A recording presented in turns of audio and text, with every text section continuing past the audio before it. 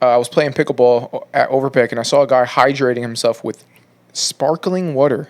And I'm like, what are you doing, buddy? Okay? Hydrating himself with sparkling water is insane. And I'm just not a fan of it at all. What do you think? Bro, first of all, I mean, like, I don't like carbonation, so I'm already biased in the sense that anything carbonated is ass. Yeah. But, like, I could understand, like, Coca-Cola, but, like, sparkling water, that's more carbonation than Yo, that's so 1980s of you to say. What? Hydrating yourself with Coca-Cola? Well, that's the only thing you Coca-Cola have. actually dehydrates you when you consume it. Isn't that insane? Is that why we drink more of it? Yeah. Yeah. They want you to keep on going. It's a trick. Chug away. So, Oh. You know, I think if you cut out the soda, you would have a better gut microbiome. I don't drink a lot of soda. Yes, every time I'm Every here, time we're I here, see you you have a drink can soda. here. You have a Sprite, a This is Cola. the one time you don't have I've it. been exposed. He's been caught in 49 fucking I K, bro. did have a soda today, but it was zero Not sugar. today. It was zero sugar. That's cap. Sucralose, it has the same effect on your insulin spikes. I've been drinking only zero sugar soda. Yeah, same effect on your body, though. Still soda, still the It same. says zero sugar, but it has the same effect. Yeah. Just no But the traditional sugar. nutrition facts are 0 grams of sugar. Okay, but it has the same effect on your insulin. So what do I drink? Waters? Yeah. Only Water. the waters. Water, fruit juice. Specifically, Poland Spring. No, Essentia. Essentia only. That's the only water that's No allowed. water brands shall be named unless they want to sponsor us. Yeah. So from here on Essentia, out, please. if they want to sponsor us, I'm down. So, Send us all the merch. But look, I mean, as far as sparkling water goes, sparkling water, seltzer, club soda, it seems like they're the three most pointless drinks in existence. The Yeah, the only 100%. sparkling water that I deem acceptable, because I'm Italian, is Pellegrino. Even that's nasty. Yeah. No, when we go out to eat, you don't ask for water, you ask for Pellegrino. No, I don't want my water to taste like TV static. Like I just want to drink it's some water. so good. Like Pellegrino hits so hard. I just don't. I don't like the way carbonation is. Like Yeah. I don't like the way it feels. I I don't like understand it either. that. Like ginger ale, I hate that. I just don't like anything carbonated. Ginger ale is probably the only decent soda. No. Orange soda, I've heard, is pretty good. Orange Yeah. soda is pretty good. Yeah. But yeah, I don't know. But I mean, look, unless that guy's got a brand deal from Pellegrino or Prosecco or whatever these sparkling Right. water Prosecco's companies are. alcoholic. Okay, yeah, whatever. It's all carbonated. It's all the same thing. Yeah. Unless he's got a brand deal, then yeah, that man needs some help. But Yeah, I don't. If you're going to play pickleball, the last thing I'm grabbing is sparkling water. It's always water, Gatorade. no, I think Yeah. there's. I'd grab sparkling water before certain drinks if I'm going to be active outside. No, water Like or Gatorade. I'd grab a sparkling water before grabbing a beer. I've Yeah. I've been off the Prime train for a while. Yeah, Good. I've I've heard a lot of bad things about it ever since like there's been studies done. You don't like Prime? Not a He's fan. never Never liked have it. been a fan. He's literally Why? told you to What's your wrong face. with it? You don't You're believe about to tell me right You now. don't believe it's coconut water? Tell me right now. Apparently You it's- said there's been a lot of apparently studies. it- Well, I want to be careful because Logan Paul is so sensitive to the fact that he will sue anyone that talks shit about his product. So Apparently I'd rather not. it's just acidic, well, all of those drinks like are. really bad. Even like, some waters are acidic, so that's Yeah. not really. But yeah, Yeah. basically, there's stuff we hear about Prime that we're not going to talk in depth about Yeah. to protect ourselves. You really think he would like? This is our opinion. Like, Yeah, it's we're our not allowed to opinion. have free speech on the internet. He's so sensitive to the point that he just sends anyone cease and desist letters that disagrees with him. the funny thing is that somebody made a meme about how like in their ads they're not drinking the Prime, it's just them pouring it into their mouth and it's just falling out of their mouth. They're like, these guys can't even drink their own product. Yeah, Yeah. I It's was like, crazy. that's a solid point. yeah. But yeah, for me, I've still my tried and trusted Powerade never lets me down. I haven't had Powerade. Powerade in a long Powerade. time. Powerade's so good, bro. It hits every time. Gatorade for me's gotten worse over the years. It does. It has that phlegmy aftertaste. So why Yeah. why do you guys drink Gatorade, Powerade? What's the reason? I like the behind taste of Powerade. that? The taste I think alone it for you. hydrates you. If you're quenching, if you have Gatorade, it's instantaneously gone. Like for me, like I'll just even if I'm just sitting around at home, I'll just like crack open a Powerade. the Yeah. problem with Gatorade though is there's a lot of sugar. Right. Hella sugar. Powerade's the one like non-water drink I drink. If you have Yeah. Gatorade Zero, it tastes awful because Yeah, there's no it's sugar in it. Powerade Zero is because not it's awful, fake but, sugar. like, yeah. That's what it is. Yeah, I think even water hits. If you drink Essentia, like when I go play pickleball, I bring Essentia. That always hits me. That's very bougie of you. Yeah. Well, it's water. He says, "Yeah." You got money that day. No, don't Bless you. sneeze over here. Thank you. Over there. Yeah. Thank you for blessing me, Jesus. Oh, God bless you. Okay. Okay. I don't know why he's calling me that. Yeah, I don't know why either. But yeah, I feel like water just seems like the safe bet at this point. Yeah. Well, If you're just drink water. it always Yeah. makes sense because like I see it like this. I think my old high school teacher who was a runner, he's like, he's like your body's made up of water, so you gotta replenish water with water. You can't replenish soda He's with right. water Right. or juice. Well, I mean, I guess you can do juice. Well, it depends on the type of juice because like But a lot of our like- muscles are made of water. right. We're all made up of water. We just have More or skin less. on, Yeah, it's on our like body. what is it, like 70-something%? 74%, something like Yeah. that. Yeah. Yeah. Because you got to replenish all of it. But like, I'm not going to drink water 24/7. There's obviously times I want something. Apparently, Right, and that's fine. That's Apparently, completely fine. drinking the 8 glasses of water a day is not supposed to what you're supposed to be doing. Yeah, it's just so different for I think everyone. it depends on the person. Yeah. It can't be just one set thing for every But person. you can drink too much water. You There can is- Absolutely. overhydrate yourself. You can There's overhydrate water yourself. toxicity. Yeah. Yeah, Definitely. I've experienced that a few times where you're just like so tired and you can't Yeah. Oof. So Yeah. never again. But Yeah. I just think just don't overconsume. Whatever's done in moderation, that's good. Exactly. Like if you make it a habit, drinking soda, Yeah. that's bad. But if you have soda every now and then, it's fine. You're not having it all the time. So I'm talking to you, Anthony. I'm looking right at you. We're becoming a health podcast. I mean, health and fitness is part of the sports industry. Part Absolutely. of basketball. It is. Well, welcome back to the vegetable spacer. Is he the vegetable? Yeah. Well, he needs vegetables. Yeah. Welcome back to the vegetable. But let me ask y'all. Floor. Let me ask y'all before we kind of get into the swing of things. Most underrated drink, most overrated drink. It could be a hot beverage or a cold beverage. You can give me both. Doesn't matter. Okay. I What would do say we the got? most underrated drink is coconut water. Ah, okay. It actually tastes pretty good, and it's super hydrating. It's actually more hydrating than water itself. I have to buy And- coconut water. Than Gatorade, Powerade, all those other things that claim to have all the electrolytes that you need to hydrate yourselves. No, not so much. Turns out coconut water is the best. The underrated drink that will always be with me. I get it if I'm going to Starbucks. This is what I get. Nothing else. Nothing different. This $8 chai tea latte. There you go. When I make it at home, chai tea latte. Chai tea is the most underrated beverage you could ever have in your entire life. I mean, it's okay. It changes your world. It's all right. How much is it? Well, if you go to Starbucks, if you go to Reventi at Starbucks, it's like $6.50. If you're buying the quart to make it at home, probably paying a little less. Bro. The quart is like $4. Yeah, a little less, Probably. yeah. But you have a quart instead of just the venti. You might which as well is- just buy stock in Starbucks at price. this point. Right, You right. might as well Yeah. just have it. That's all I got. Okay. Chai So that's tea. the most underrated. It's underrated. So what's the most overrated? Most overrated. I'm trying to think of my underrated. Oh, yeah. My underrated. I'm so torn. I feel like, in my opinion, it doesn't get enough love. A nice cold glass of apple juice hits the spot like anything else. I'm fine with apple juice. Me and my Oh. my underrated go-tos are apple juice or fruit punch. I have it's- the most overrated drink, and no one can argue with me. Okay. Orange juice with pulp. I hate pulp. That is the most disgusting thing That's not overrated. it has if you just don't ever like been it. created. I used to drink only the pulp. No, Ugh. that is disgusting. Just get a No. fucking orange and eat it.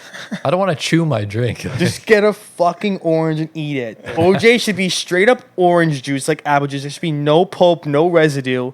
Orange juice, no pulp is always the way to go. If you drink pulp, you are literally Well, guess going what? to hell. You're missing out on like 50% of the micronutrients. But why found can't I in the just pulp. eat an orange instead?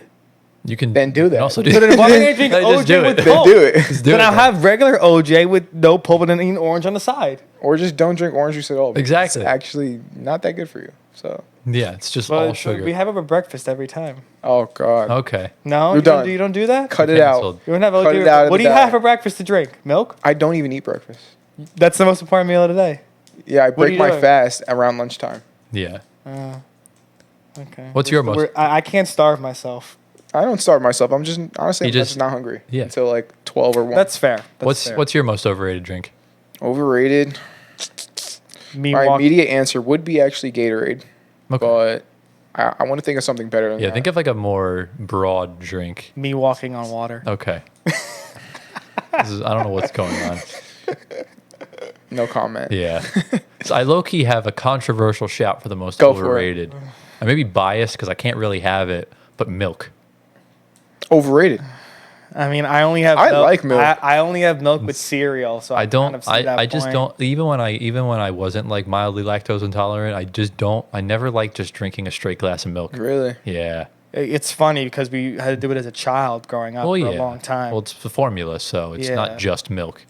So Yeah. But yeah, I liked milk. milk's just way too heavy for me. That's why I started drinking almond milk. Okay. That's Like, fair. It's changed Found me the completely. alternatives. yeah. But I need to know. I need to know what yours is. Yeah, I don't know what he's going at here. Is it a type of juice? I don't know. I don't know if I even have an overrated drink. There probably is one. I can't think of it. What about like coffee? His most overrated drink is putting Chick-fil-A in a blender. Ew. Ew. Maybe tea. Tea? What? It's just I know hot, tea it's is just hot really- water. It's just Yeah, hot water. like- with No, Zig-Zag. but What's the appeal? I don't know. Tea is just really. It's Just like, vibes. That's all it It's is. just vibes. Yeah, tea and hot chocolate are supposed to relax you. You're gonna get canceled by a lot of our London viewers. Yeah, well, or just international Or just viewers. international. They have tea with everything. They do. They do. Well, look. Here's the thing. Come to America. No, I'm playing. No. That's wild. I'm surprised none of you guys said coffee. Coffee is mid. Coffee's just. I think like coffee ice cream, so I let it pass. That's fair. That's the only type of coffee you'll have is ice cream. Yeah, I don't really. Not a huge fan of coffee. Okay, That's fair. that's fair. So, I guess real fun fact before we just real quick, coffee intensifies the flavor of chocolate. Ah, I heard about that. Yeah. So if That's I'm cool. eating chocolate and drink coffee, So if you're making like brownies, for Yes. example, you want to amplify the chocolate flavor, just put in some instant coffee into your batter. and it's gonna make it more It's going to amplify the better, chocolate rich. flavor. so yeah. better. Your rich chocolate. So I guess the more you know. Cool. But what's going on, everyone? Welcome to episode number 24 of the Floor Spacer podcast. Tyler Schwartz, Anthony Cavino, and Giovanni Squiteri coming at you from the studio once again. It's been a longer intro today, but it happens. But lads, how we doing? How we feeling? What are the vibes saying today? We good. We're We good. We're exhausted, but we're here. I'm excited to talk about some things related to myself, basketball wise. Yourself? You'll see. Yeah, you'll see. Okay. You'll see. How you feeling? I'm feeling good. I'm ready to I go. will. I'm gonna touch on. Yeah, well, don't leak. Don't No, leak and no. stuff. 'cause He loves to do no, that. He we're- loves to no, do it. we're not gonna leak, but We're not gonna leak, but this is what we're doing. I mentioned. Yeah, he's like, I mentioned it to Tyler, but he thinks that it's okay. so you but- leaked it to Tyler. No, no. He no, already no. did, yeah. So no. Yeah. So He told me like an hour if ago. all you guys don't know. Well, don't say it yet. Say He's it- having a save baby. It, save it for yeah. Save it for the. save it No, for I'm the not segment. talking about what you think. I'm talking about something else. Okay. So I'm pregnant. today, I don't know if you saw. So Derrick Rose got waived by Memphis.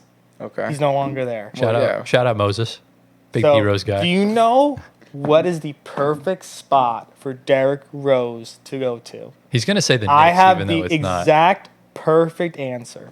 The Knicks just lost their center for the rest of the year. Mitchell Robinson's out to So December. you want? Oh, I know. Wait, you want I guess. you want Derrick Rose to play center for the Knicks? No, I want Derrick Rose to come to New York and be sixth man like he was 3 years ago, and it's only right. Yeah, but what are you gonna do with McBride? You still keep him. You just bring him on a That is- vet is- minimum. That is one of the D. dumbest. Rose that is one of the comes dumbest things I've in. ever heard in my life. D Rose mentors Jalen Brunson. Nope. They So- mentor He each doesn't, other. he doesn't need D Rose What? mentorship. So what you wanted to? So what you're intentionally saying is that you want Derrick Rose to sign a vet minimum to take the spot of Miles McBride, who you just extended, just to mentor Jalen Brunson, who's probably not even going to get much better than he was Right. last year. But it's just Let's be Derrick real. Rose. That's it's, crazy. It's 40 aura. no aura. 40 No, there's no aura in the New York Knicks Oh, locker room. also, I don't know if Mitch Robinson's out to like December, January. He had Oh, it's that long? he had shoulder surgery. Oh, I thought it was. He's just like So glass. now he's out. Poor guy, And man. Precious Achiuwa is going to be starting center probably. They're going to be starting Josh Hart at center. I throughout told the you. I said he's going to get injured. So the season's over. I guess. He still hasn't. What? Really? You gave up already? He still hasn't even recovered from the Embiid incident. So Oh gosh. Well, I guess that extra time. Would be You good know for what him. the worst nightmare is one of the starting five going down opening night with well, bad don't injury. think about Well, that. Don't, Why don't did he think just about bring- it. why did he bring it Yeah, up? that took a dark turn. Yeah. But reminded me of the Gordon Hayward thing. Yeah. No, we don't No, do no, that. no. We don't do But rapidly moving on from that, we do have a jam-packed episode for y'all today. Yeah. We're going to be talking about a video that we all watched, a video that's kind of gone viral over the past couple of days, and it's really interesting. I think it'll Yes. develop some good talking points. We're going to talk about the elephant in the room. Adrian Wojnarowski has retired from ESPN, so we will get to that at some point. We have another tier list. It's not Lance this week. A bunch of the NBA City jerseys got leaked, and we're going to just, give our early thoughts and reactions in comparisons to last year's. And then it's obviously part number 3 of our preseason power rankings. We're doing teams ranked 20 to 16, so should be good. So, any final thoughts from y'all before we get right into the swing of things? Let's go. Let's go. Let's do it. Right, so we forgot to do this in the intro. So if you guys are on YouTube and you are new, be sure to like the video if you enjoyed. Subscribe to the channel if you're new around here. We just hit 3,000 subscribers yesterday at the time of recording, which was what, Sunday? I'm already losing track of time. Yes, yesterday. But yeah, that's crazy. So a little bit of a couple of cool statistics. It took us 82 days to get from 0 to 1K. It took us 57 days to get from 1K to 2K, and I think it was 54 days to get from 2K to 3K. Wow, we're cutting that gap. Improvements, cutting the gaps, keeping it going. And I also, by the time this video comes out, we're going to have a 4th short that hits 50,000 views on YouTube, which is just crazy. It's our increasing name draft. So that also is doing good on TikTok, I think. One of them's doing really good on TikTok right now. on TikTok, it's our Recently. it was on it was one with Tim 32K Duncan. views. Yeah, it's like Tim Duncan. Oh, one. it's the I forgot which increasing numbers. No, it's the same initial draft. Oh, okay. Yeah, the increasing All right. the increasing height draft is already at like 120K On the TikTok? on YouTube. On YouTube? Yeah, YouTube Oh, wow. is doing well. Yeah, so we do have another style video of this going up, and it's on Tuesday at the time of recording, so I guess tomorrow for us. It's our increasing draft pick draft. So basically, the first pick is like the best first pick ever, then second, third, so on and so forth. So if you want to go check it out, it's in our channel. It's on our shorts, everything of that nature. If you guys are on Spotify or any audio platforms, be sure to give us 5 stars. Be sure to follow us on there, answer the polls, all that stuff. Follow our socials, both personal and pod. You can see down below and in the description. And yeah, I think that's all the general housekeeping we need to get out of the way. But yeah, I guess just on to 4K for us now. It's the next That's it. big milestone in sight. Yep. I think we're going to set a goal, 5K by the end of 2024. We can do I it. think it's doable. That is doable. Very doable. Very much. So if you guys are new, please subscribe, hit the bell, that way you're notified whenever we upload, which is every single day.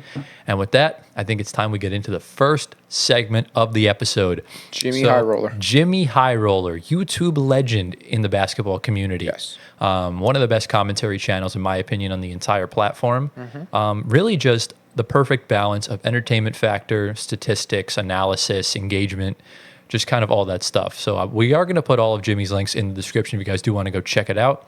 So the video he uploaded was from a couple days ago, and he used data and statistics to find the closest NBA player today to the great LeBron James. So we all know LeBron's one of one. He's 80 million years old. He's balding. He's the all-time leading point scorer, the first or second best player of all time, depending on who you ask. I think we all 3 of us agree he's first, right? Yeah. So, yeah.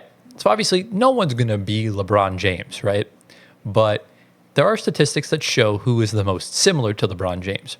And essentially, Jimmy High Roller went through like 10 different categories and tried to find the best match to LeBron. I'm probably explaining this like ass, but like it kind of is what it is. So there's a bunch of statistics that we'll go through, and I'll review you the top 5 in each category. And we'll kind of just have quick reactions to each one, and then we'll move on to the next one, if that sounds good. All right. So the first one he went over was stature. So this is your typical height, weight, wingspan, all that jazz. Well, like who's built like LeBron?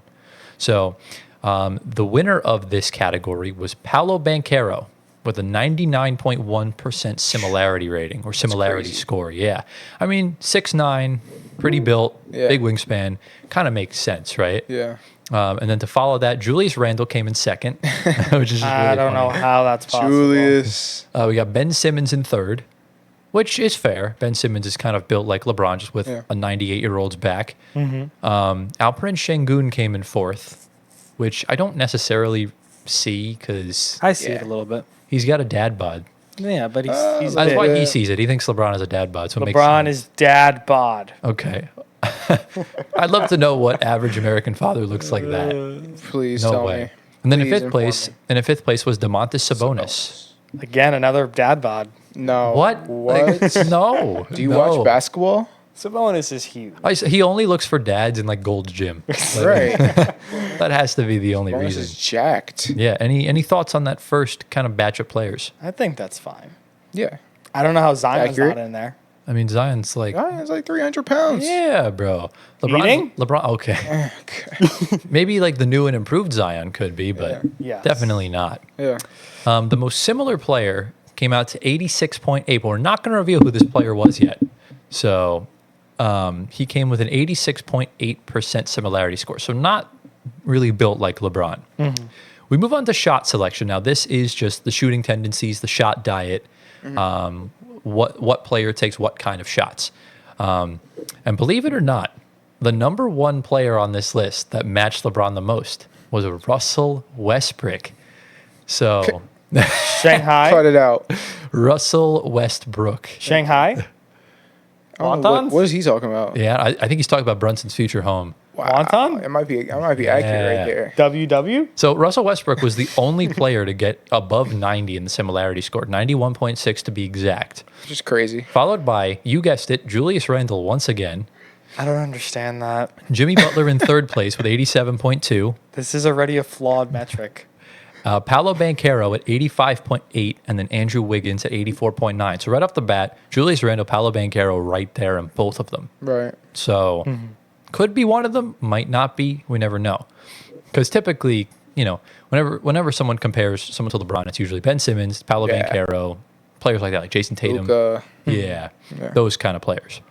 So any thoughts regarding Russell Westbrook? I'm really curious to hear your thoughts about this. I mean, As a Westbrook sexual. we've always said Russ is kind of like a baby LeBron, right? I've never heard that in my life. Are you kidding me? He has the same type of play style. Like he likes to get other people involved. Bron does as well. Yeah. They're both super athletic, ball dominant players, right? And not So- the best shooters. Exactly. So you So I can see guess- why it's like a baby LeBron type, right? Point Same guard thing with LeBron. Eric Bledsoe, Yeah. Except Russ is has the star power. Right. So I would say yeah. That's fair. Except the fall off's been a little different, but Which is super unfortunate.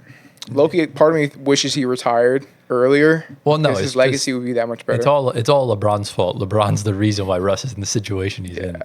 So No, he still has enough in it. Jokic is going to try and undo everything I that LeBron caused. hope so, bro. So it's possible. You never know. But that was shot selection. We move on to portability. Now, for those that don't know what portability is, basically how versatile you are. So LeBron's been listed at all 5 positions throughout his career, at least once. So he's been listed at point guard, shooting guard, small forward, power forward, center. So weirdly enough, the player that came out to the top score, one of them is very portable, plays multiple positions. The other one isn't. So the portable one that is Jason Tatum. So Jason Tatum came in with a 99.8% similarity score.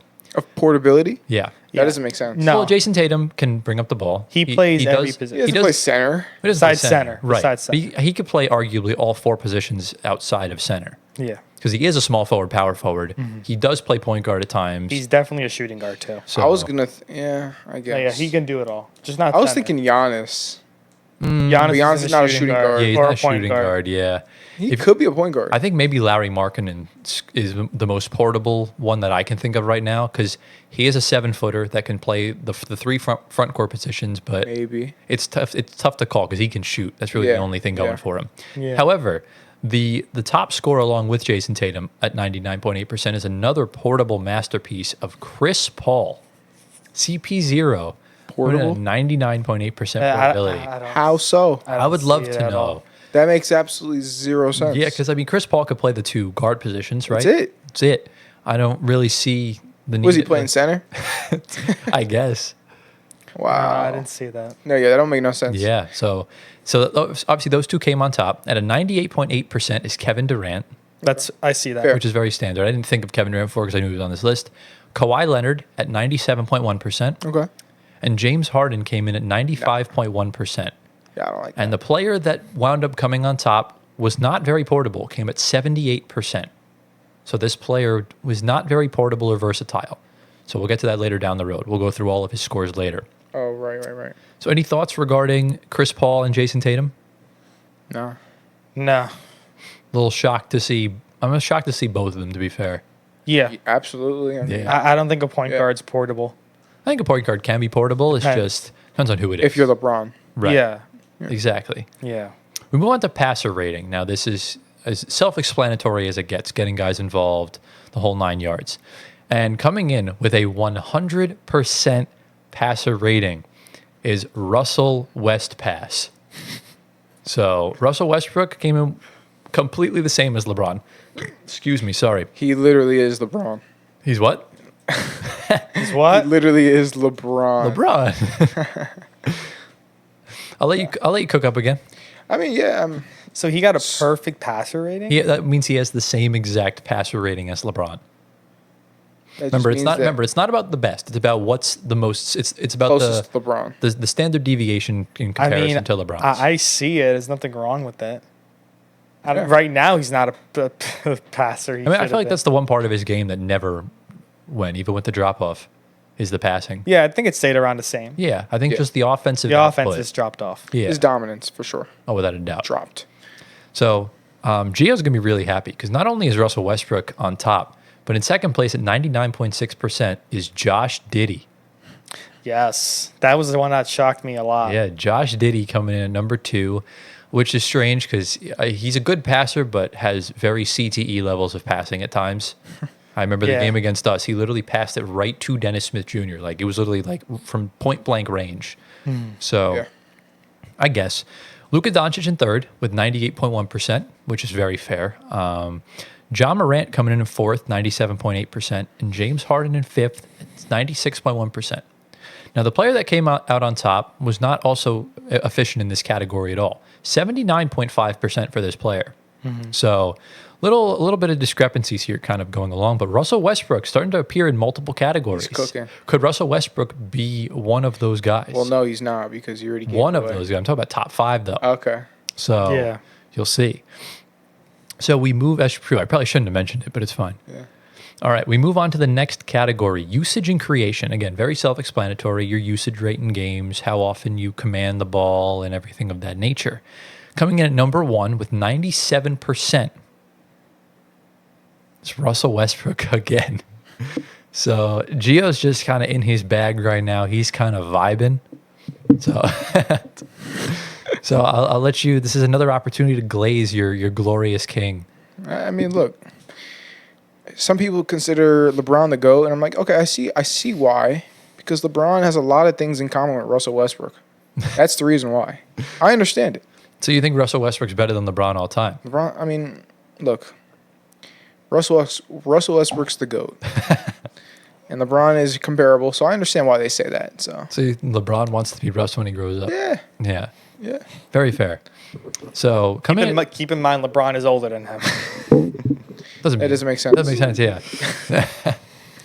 So, yeah, Russell Westbrook in first, John Morant in second at 96.2%, James Harden in third, 93.3%, Chris Paul in fourth, 91.7%, Nikola Jokic in fifth, 90.7%. So, First time we're hearing Jokic. yeah. Well, I mean, everything beforehand is about like kind of frame and Yeah. and versatility. Jokic is very versatile, but definitely is not built like LeBron James. No. Maybe built like a LeBron Zion hybrid, I guess. Maybe. That would probably be Antoine's favorite player ever. More eating. Okay. More like a LeBron Eddie Curry combo. Oh, God. Eddie Curry's crazy. Curry? Eating? No, bro. Oh, my that's- God. Wait, I'm curious. I need to give this kid an IQ check real quick. Where does Curry come from? What country? India. No. I am stupid. Yeah, I had a feeling he was good. Do you know it? I thought it was India. I thought it was India. It's the UK. No way. Wow. I never would have thought that. That's You a learn lot. something new every No day. way. I thought you would have known that. That's UK misinformation. There's no way. They want you to believe That's that. like the French claiming French fries. Yeah, very true. No way. I don't believe that. Google it right now. Yo, Gio thought French fries are from France. He got like a bozo. He got attacked by multiple Belgians in like our a comments. bozo. It was crazy. Capital Zobo. Zobo is crazy. But we move on to the next category, and that is defense. India, bro. I'm No. sorry. It literally Is that says from Wikipedia? Yes. Yeah, bro. Wikipedia is not a Wikipedia. trustable This is the source. AI overview. I trust AI. You trust AI in Nah, 2021? nah, It's a crazy. little bit. Okay.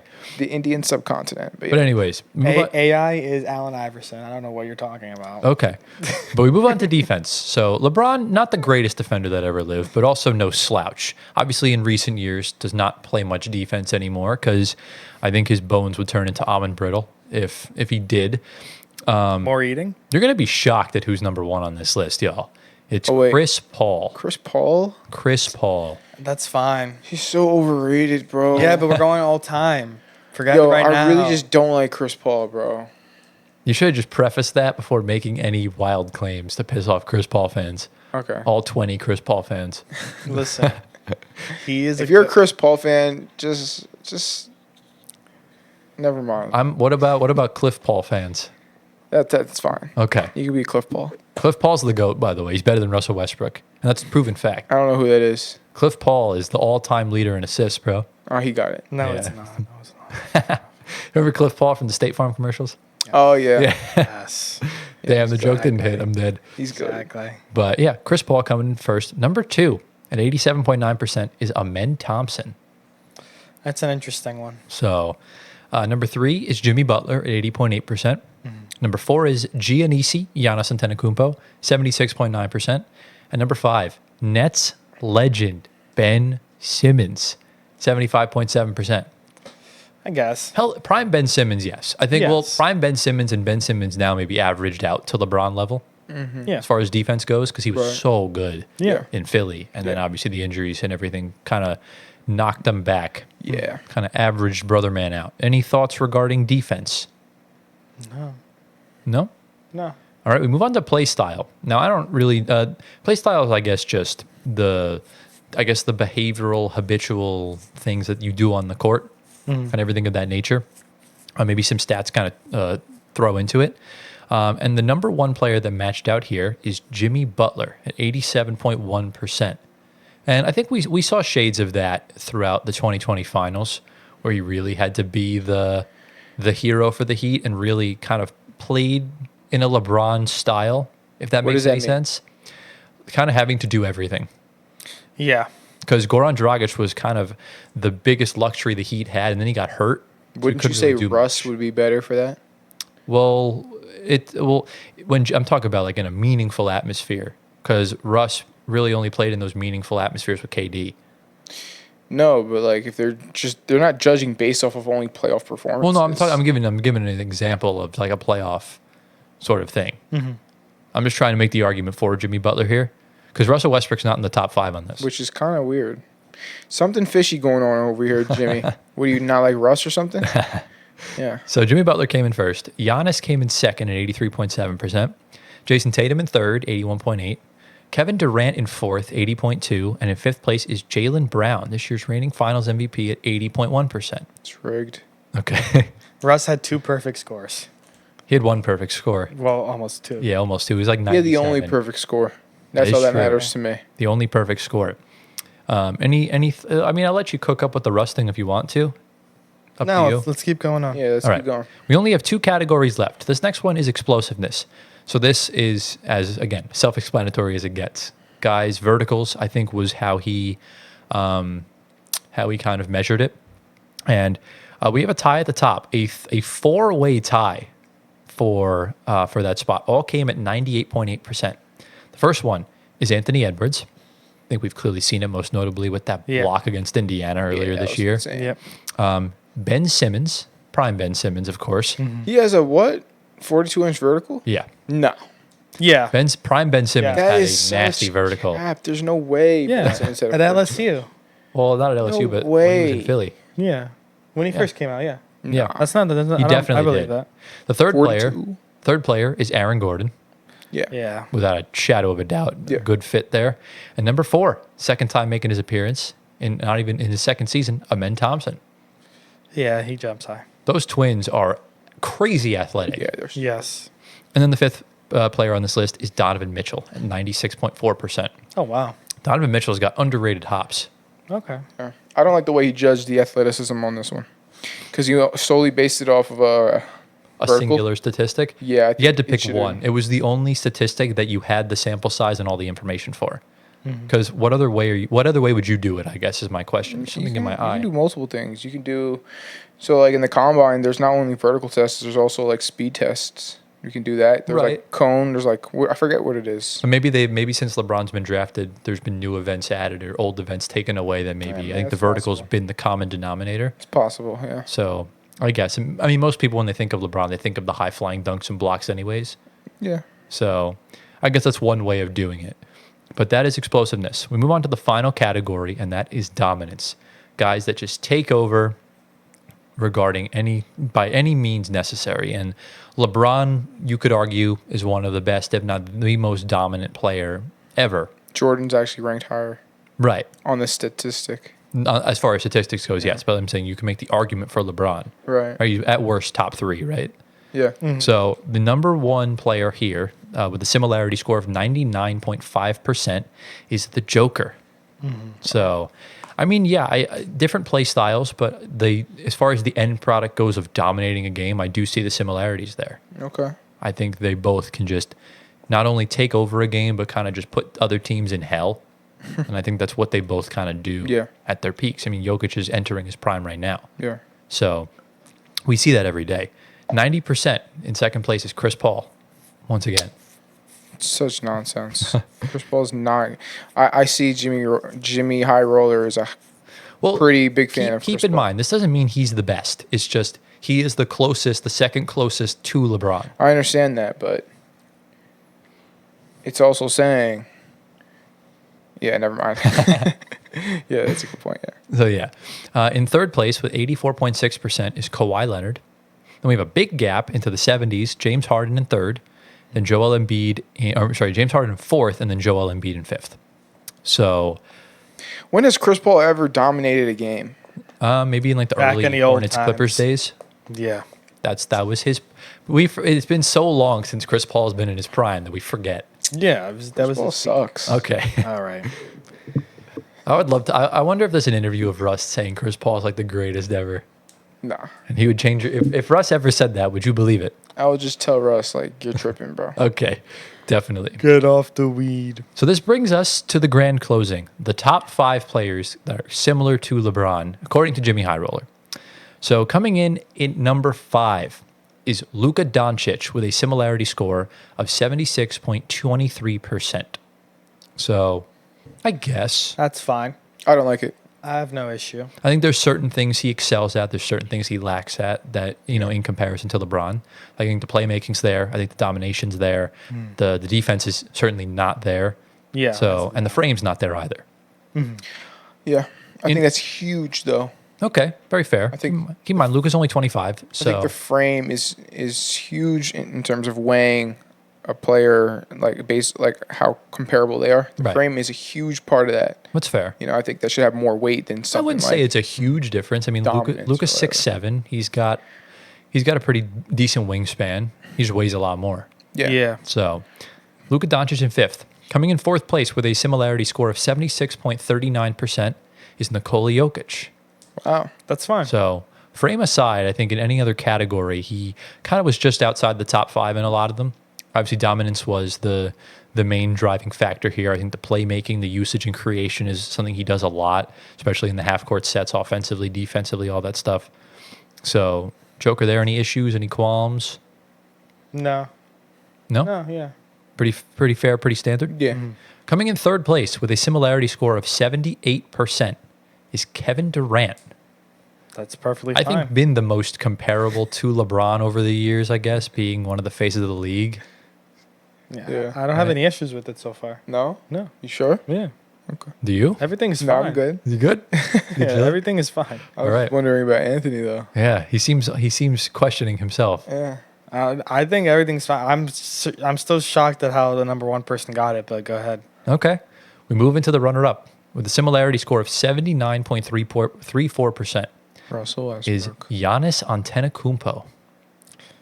So another player you can easily make the comparison with as Yeah. far as the frame, even though he's a little bit taller. The frame and the wingspan are there. The dominance. The usage and creation. I think he ggets to 1 by the time his career is over.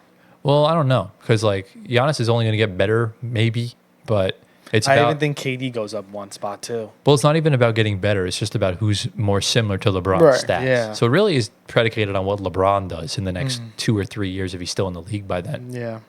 But this brings us into number 1 with a similarity score of 80.81%. Only a 1% difference between him and Jimmy Butler, or him and Giannis Antetokounmpo, and it's Jimmy Butler. Wow, that was the most anticlimactic way to give it away. Him and Jimmy Butler.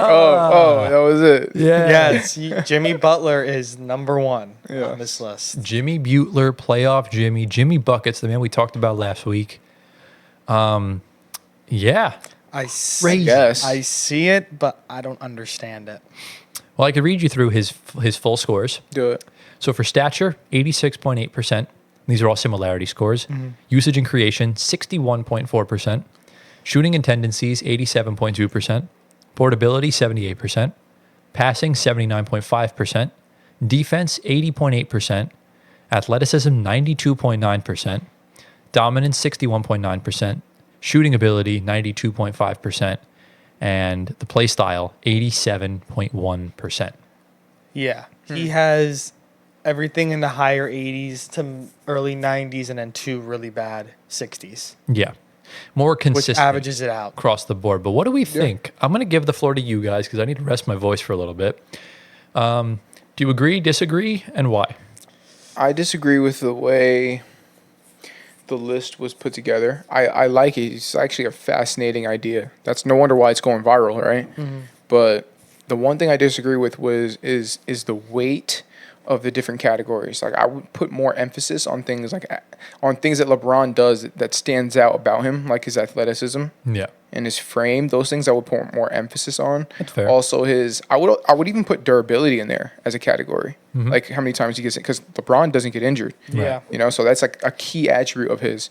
I would also put more emphasis on maybe like play style, because he's when he came into the league, at least he was kind of like the first of his kind point forward type player, very ball dominant. He's 6'9", 250. Yeah. So I would put emphasis on that. And so like I would just weigh the different categories, weigh them differently. Okay. Like something like shot. What was it? Like Shot creation. where they shoot from or something like that. Yeah. That one I wouldn't put that much emphasis on. You know what I'm saying? Like, because you don't really see that. But shot selection is so important with LeBron, though. It's the type of shots he takes in big moments that defines who he is. Was this about big moments, or was this about overall? Just overall. But those overall moments could be big moments. Because it's a really important aspect of it, what type of shots you take. Okay. I get it, but I would just put less weight on that category rather than athleticism or whatever, IQ, durability, stuff like that, Right. What about you, Antoine? The top 5 I have no issue with. I think if I were to name off 5 guys that are closer to LeBron, definitely Jokic and Luka and Giannis. KD's probably going to be there, but towards the back end 5 because he's on the older side right now. Right. But I don't think Jimmy would even be in that top 5. Maybe being top 8. I mean, I see it. I understand it. Like playoff wise, he's a different person, different player. Yeah. Regular season wise, it's a different story. He's great. I would love him on any team. I think if he were to go to the Nets next year, he'd make that team significantly better. Yeah. But another way I would judge this is because players can have like great seasons, and then they can have seasons where they just completely fall off. For example, like Russell Westbrook, he was a top 5 NBA player for like 5 straight seasons, and then all of a sudden drops off completely, and maybe not even top 100. So you think like longevity should Should be factored in as well. Like games played and minutes or yeah, right. Right. Even like you can judge it based off of a player's peak. So like Right. a player at their best, because all the other stats, like when they're not at their best, like that doesn't really matter to me personally. Right. That's So fair. if those stats weigh in and they bring a player's rating down, Yeah. I it seems unfair. I get it. You know what I mean? Yeah, that's very yeah, fair. yeah. But it's interesting. Jimmy showed a heat map of every stat, and Jimmy kind of filled out the entire circle pretty well compared to everybody else. Jokic kind of had the circle filled out. He also had some gaps in between that went inwards, meaning that they were not as great. Jimmy was the only one that somewhat filled out that circle almost entirely. Yeah. So I understand that based off of that, which is how he's number one. I think Gio, definitely agree with Gio. You could definitely incorporate different stats that were not the ones he used. Would it change? Possibly. Would it affect it? Yeah. I mean, I think Jimmy would still be pretty high because he's probably going to be good at all of those as well. Yeah. Considering the ones he already has on here as well. Maybe you have Giannis jump up to one spot. Depends, But Jimmy doesn't play games. I understand that, but Jimmy also is a dog when he's on the court. So you would have dog as a category? Yeah, Jimmy's a dog. How do you measure that, though? How do you measure dog? Can't measure dog. But he's built different and times. Built different as a category. Yeah. How do you measure that? If he wasn't on the Miami team, I think that Miami team would be in purgatory right now. Okay. I think I guess. he single-handedly. I mean, Bam would be there, but it would be purgatory. That's They would fair. not be probably close to playing. Okay. I think Jimmy saves that team from a lot of bad games and a lot of just Spoelstra's job, including himself. Yeah. I think he helps Spoelstra a lot. But like you said, he's going to stay on the court more. I also think they just have. I don't know if Hero and Bam would get it done. It depends. We don't know. But Jimmy is, I think, right now what is bringing that team up a little bit, and they're going to move on from him after this season. And we'll see what happens if that team takes a complete 360 and goes down, stays the same. We'll see how much impact he has on that team in his time there. But I think he's worthy of it. I see definitely a lot of tendencies of LeBron in him. Yeah. He passes the eye test. I think so. He's on the shorter side, of course, but I think dominantly he is that. He has the shot selection. He has the durability, of course, would not be there. That's something that would not be with LeBron. LeBron has been injured for a whole season probably in his entire career, off the top of my head. He's never had a long-term injury. Yeah, which is So. fascinating in its own mind. It's probably just how the conditioning he does. Right. But it was a fascinating video. It's funny that Jimmy is number one in Jimmy's video. We should have seen it coming. Bias is crazy. But no, it was a great thing. It's a great video, great concept. I'm interested to see. Shout out Jimmy. I'm interested. shout out Jimmy, I'm interested 100%. to see if he does any type of different system to figure this out. That's maybe a little easier on the eyes for us. Maybe a simpler version, but with things like this, it's always going to be complex. Yeah, to it has to get be. to that one person. But And it took a lot of nonetheless, research. it was a very much enjoyable video. I think the outcome, like you said, was not what we were going to expect. But I don't think it shocked us where we're like, okay, this is completely wrong. Yeah. I think at the end of the day, we kind of saw it. I'm like, okay, Reasonable. It's reasonable. Yeah. It's 'Cause not the remember- first person that we would think. It's not the eye test. It's all about the numbers here because he just Yeah. did it purely on stats. So Correct. I do see the similarities between the two of them. I do. And it's just obviously it's hard to say it because LeBron's on such a whole other level than Jimmy Butler. But Yeah. I guess when it just comes down to play style, maybe your NBA doppelganger is not who you think it is. And I guess that's kind of the moral of the story here. But yeah, any final thoughts regarding Jimmy Butler, Jimmy High Roller, this video, anything? No. Good video idea. I hope he does more of these. Hopefully, I don't know. It took him a lot of research, probably not.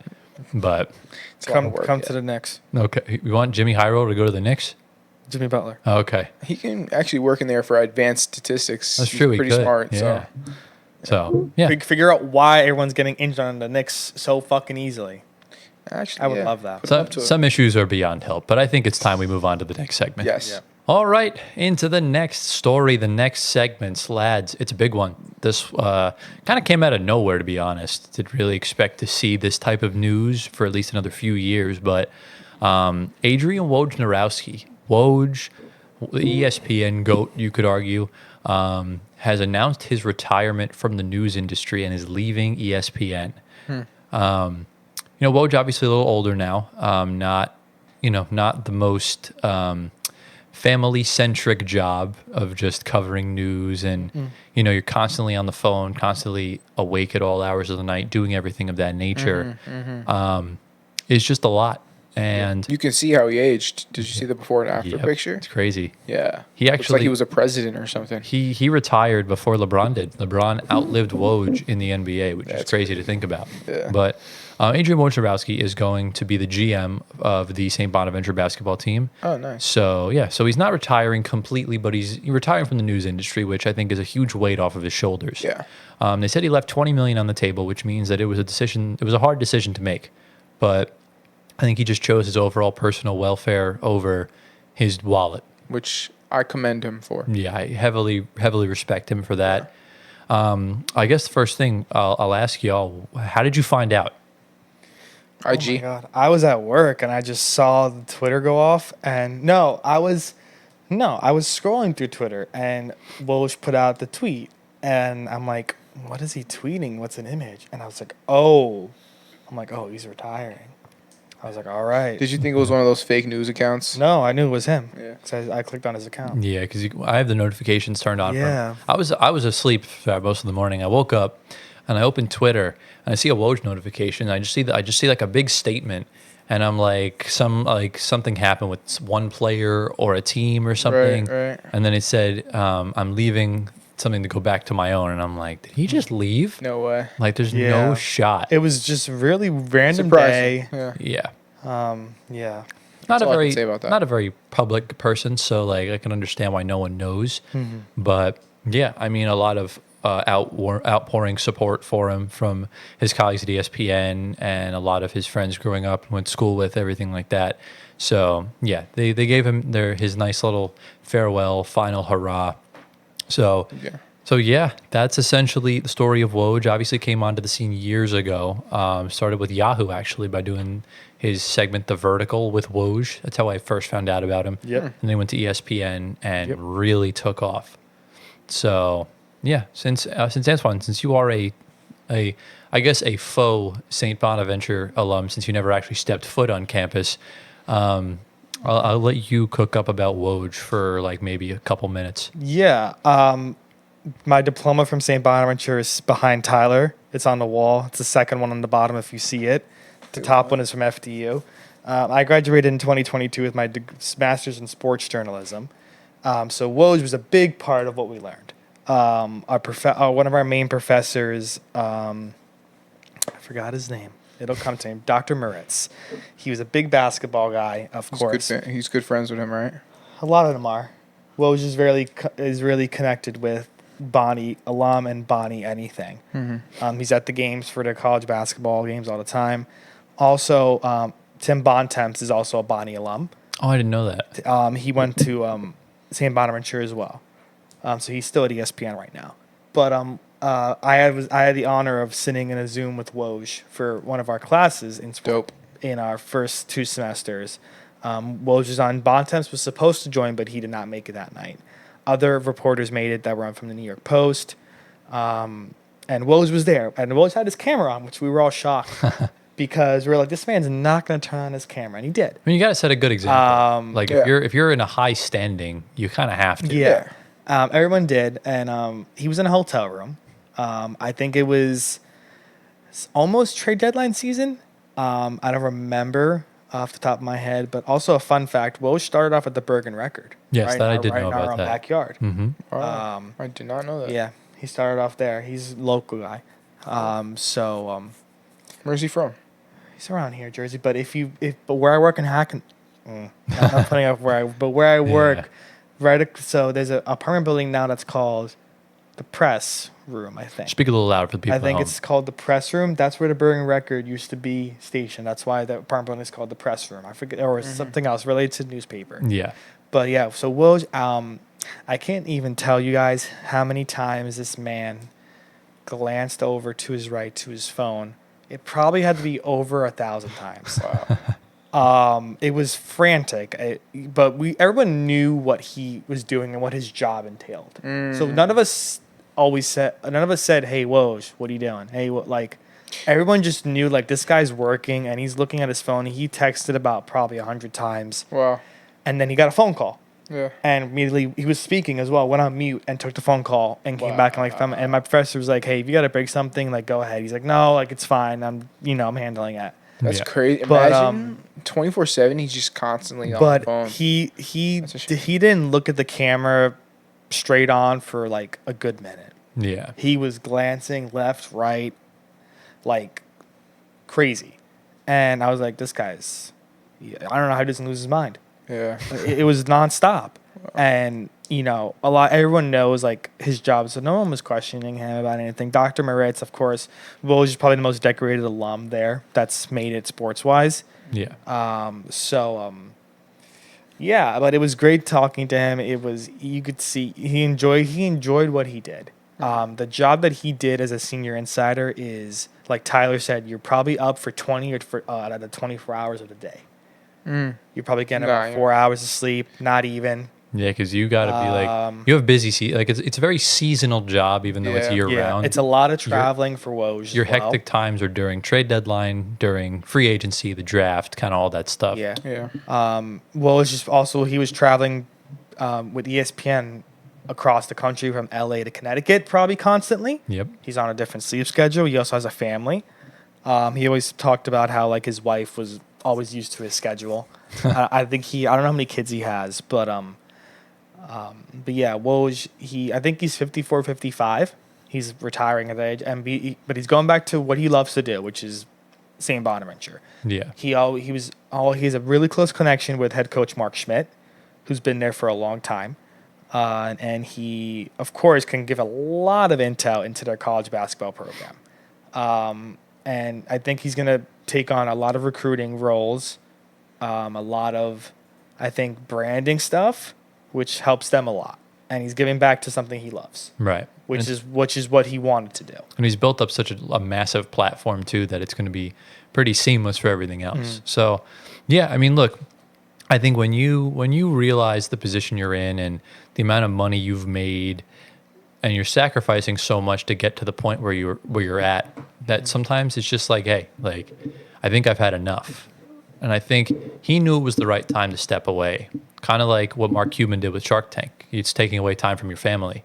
And you got to make that sort of decision. And sometimes you have to, if you love something, you have to set it free. And even though he loves doing what he does, even though Cuban loves doing Shark Tank, sometimes you have to just focus on other things that are more important than that. Woj is still going to have a pretty hectic schedule with college basketball, but it's not going to be as hectic as a senior insider. In comparison to what he does, it's going to be night and day. It's going to Right. be like, it's going to be the equivalent of going on like a 2-year vacation Yeah. and not doing anything. Because Yeah. his job will require a lot of sleep now, which he needs to catch up on. So, but I guess the real question here with Woj, obviously now, ESPN, there's been conflicting reports left and right about his replacement. Obviously, the elephant in the room is Shams. Yeah. But again, Shams comes with his own controversies and everything like that. There was a report that came out the other day that Woj was holding Brian Windhorst back from really thriving in his position. Interesting. So maybe Windy becomes the new Woj. Yeah, I could see that actually. I'm fine with that. Could be cool. You know what? That's my prediction. Wendy's the new Woj. That's what I want to I happen. think I think Ramona Shelbourne as well. She's not in consideration as far as not? I know. It's Okay. basically Jake Fisher's been the underrated selection as like a dark horse for betting because yes, there's betting odds on who's going to No way. replace Woj. Yeah, it's stupid. funny. Bring back Chris Broussard. I'm joking. I'm not against that. I like Broussard. Broussard was Chris Haynes is another. Chris shout. Haynes should be he'll be Another my shout. preferred choice, but I need Wendy to thrive, man. Wendy Yeah, deserves I like so much. Wendy is a great I like voice. Wendy, yeah. I think Chris Haynes will get an offer from Amazon or NBC. Same with Shams, but You know who would have been the perfect one to replace him? Who? can't? JJ Redick. nah. JJ's not the reporter guy, No. I don't not at all. JJ's the Not his analysis style. guy. Yeah. Yeah. Okay. So, That's fair. but yeah, essentially Tim Bontemps pass it from one body to another. could, very well could. I don't know, but Tim is more of a sideline guy. Yeah, he's more of the beat. He's a beat writer.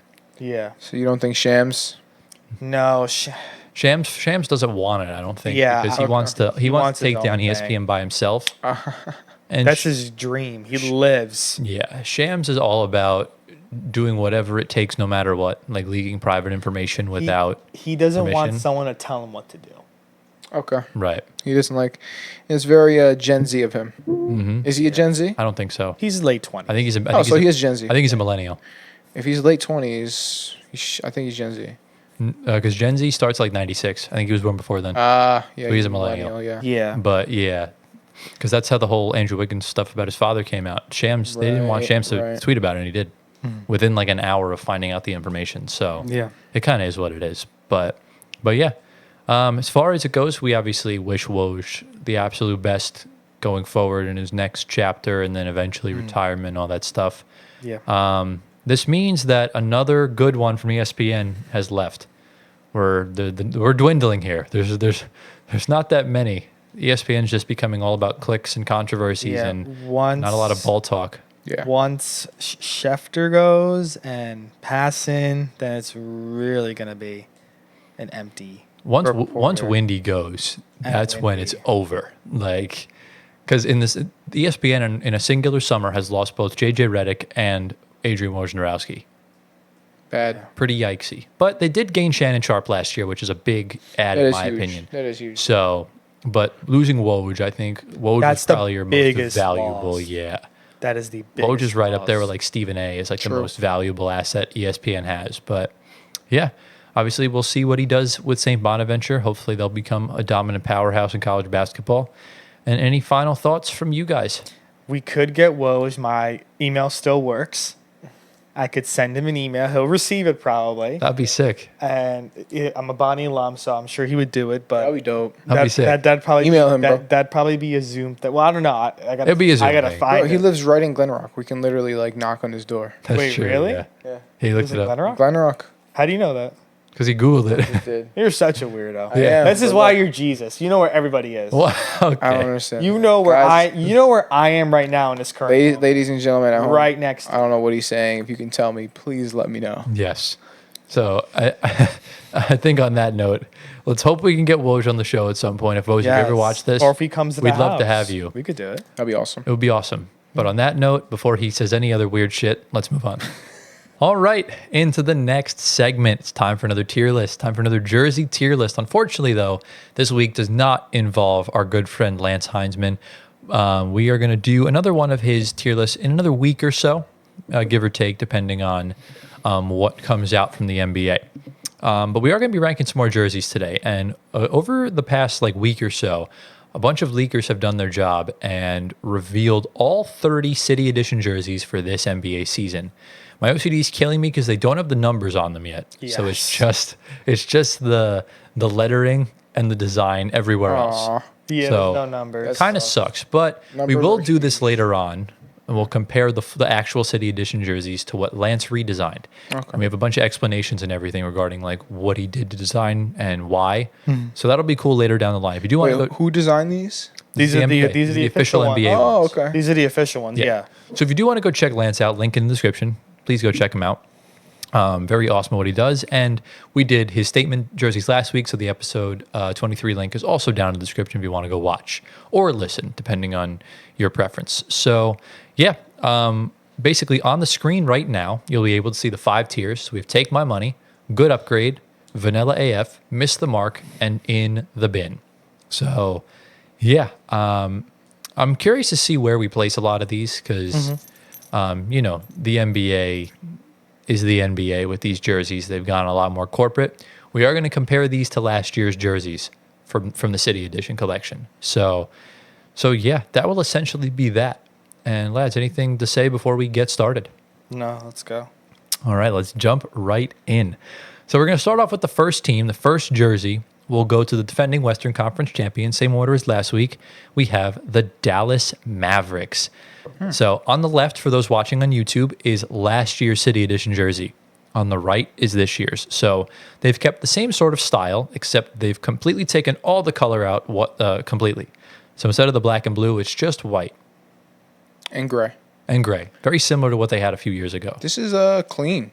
You like it? I like it. I was gonna say vanilla, but then I'm like, hold on now. I like the design on the side, if you can see it. Yeah, Okay. I do like it. A cool little textured design. I just don't know how that's gonna look in person. I think this is crispy. No. Crispy. And I also think on the courts, like when they're playing on the court, I think their court is gonna have like something to make it pop. That's true.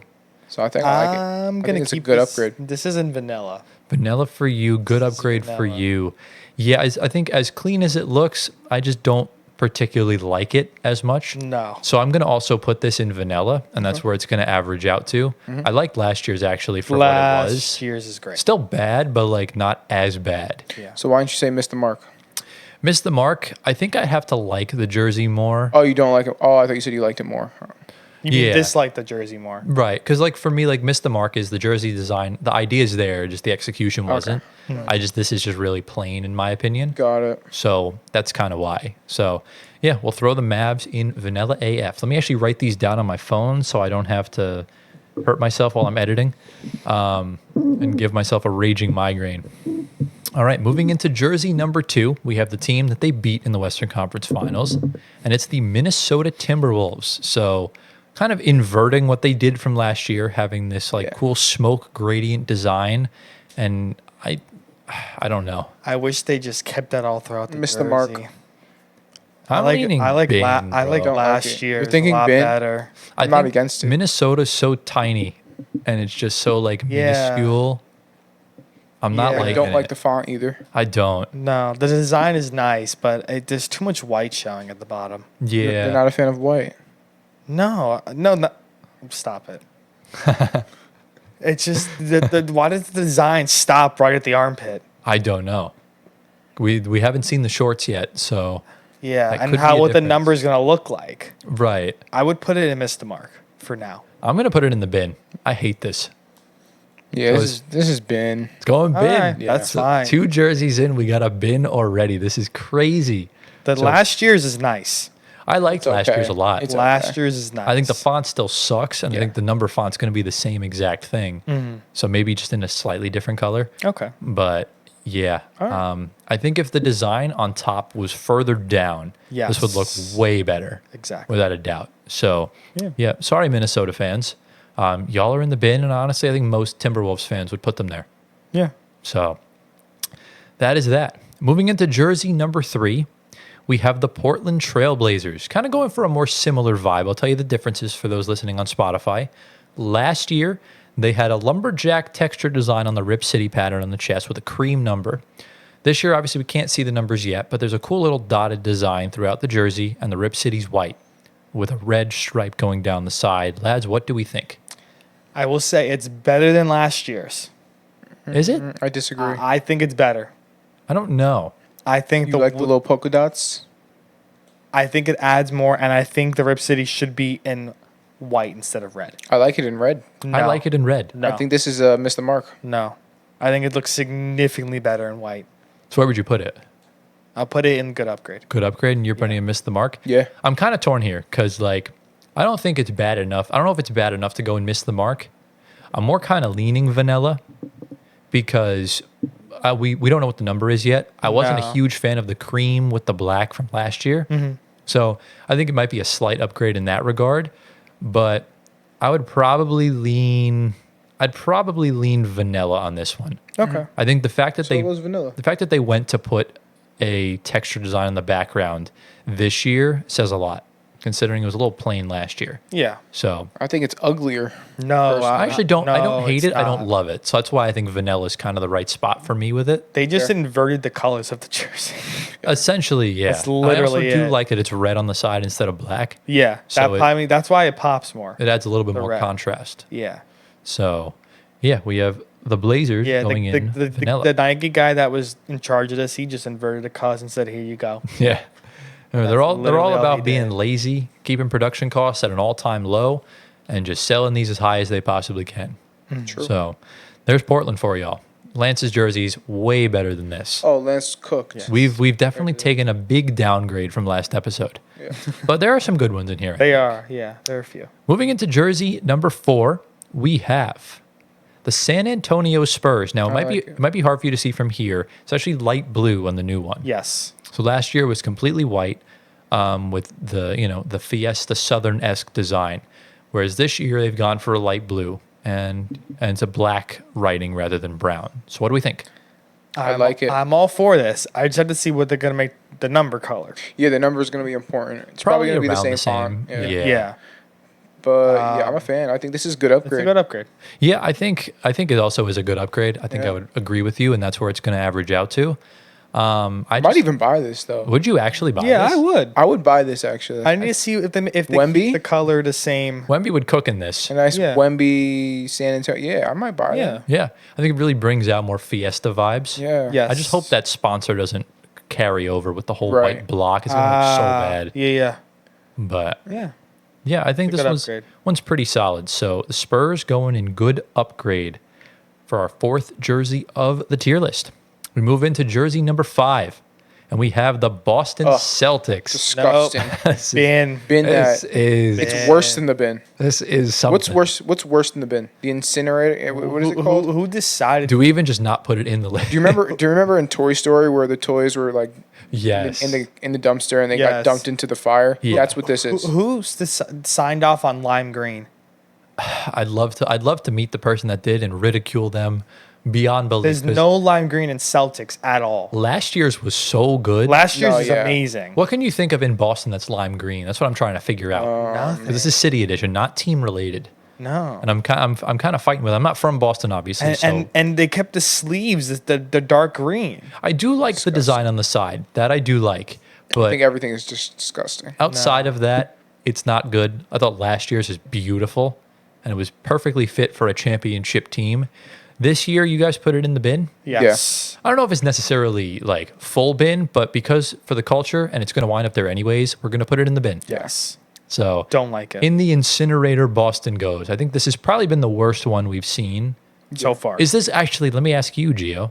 This or any of the Vegas ones we've seen? Oh, Vegas is worse. Okay. Yes. Vegas Just is double just checking. absolutely Yes. disgusting. Yeah. All right. So yeah, Kev's probably. I showed this to Kev the other day. Shout out Kev. What'd he yeah, say? he not a fan. Yeah, no, it's Not a not. It's fan. not It good. looks like a practice jersey. This looks like something you'd wear at the practice facility, not in an NBA bad. game. Yeah. We're gonna probably be seeing this shit in the NBA finals. Oh my gosh, bro! Like no, Yuck. yuck. So Celtics go in the bin. Moving on to jersey number 6, we have the Orlando Magic, completely inverting what they did last year. Instead of the navy, they've gone for white, and the A carries over as the star. What do we think, lads? I'm buying this. This is clean. No. You're finally on the Magic side here. No, This is so clean. No, last year's was so much better. No. Is it? I don't Last like year's this looks- one at all. I'm I mean, fighting they with both that. look dull. No, last year's is better. No. No. I don't like this year's. This year's is better. Here's my problem, because last year's navy and gray don't mesh well together. So in the navy jersey, it didn't pop as much. Yeah. With this jersey, the navy and the gray both pop equally because of the white. Right. And I think it looks really clean. I like it. I would buy this. I'm debating between the top 2 tiers.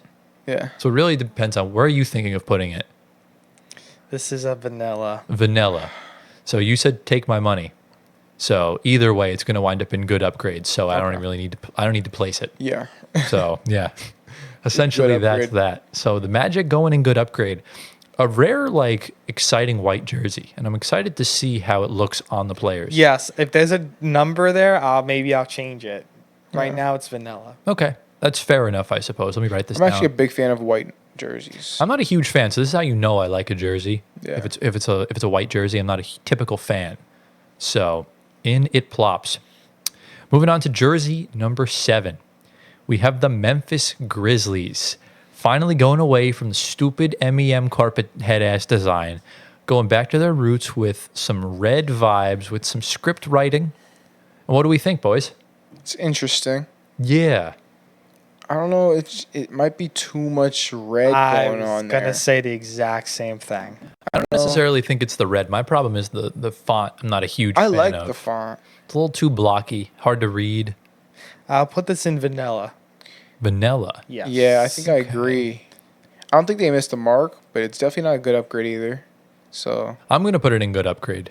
okay, Okay. I do like the red. I think it's a nice change of pace. It's not bad. So are you putting it, Gio? I'm putting vanilla. Vanilla, right? So it will average out into vanilla. So vanilla goes the Memphis Grizzlies. I genuinely thought you were going to want to buy this one. You think so? Yeah. This seemed like a very Gio-esque jersey. They went Yeah. with the same color as the Niners, bro. Red. Yeah, but not Different the gold. type of red. Yeah. Yeah, no gold. It's light blue instead.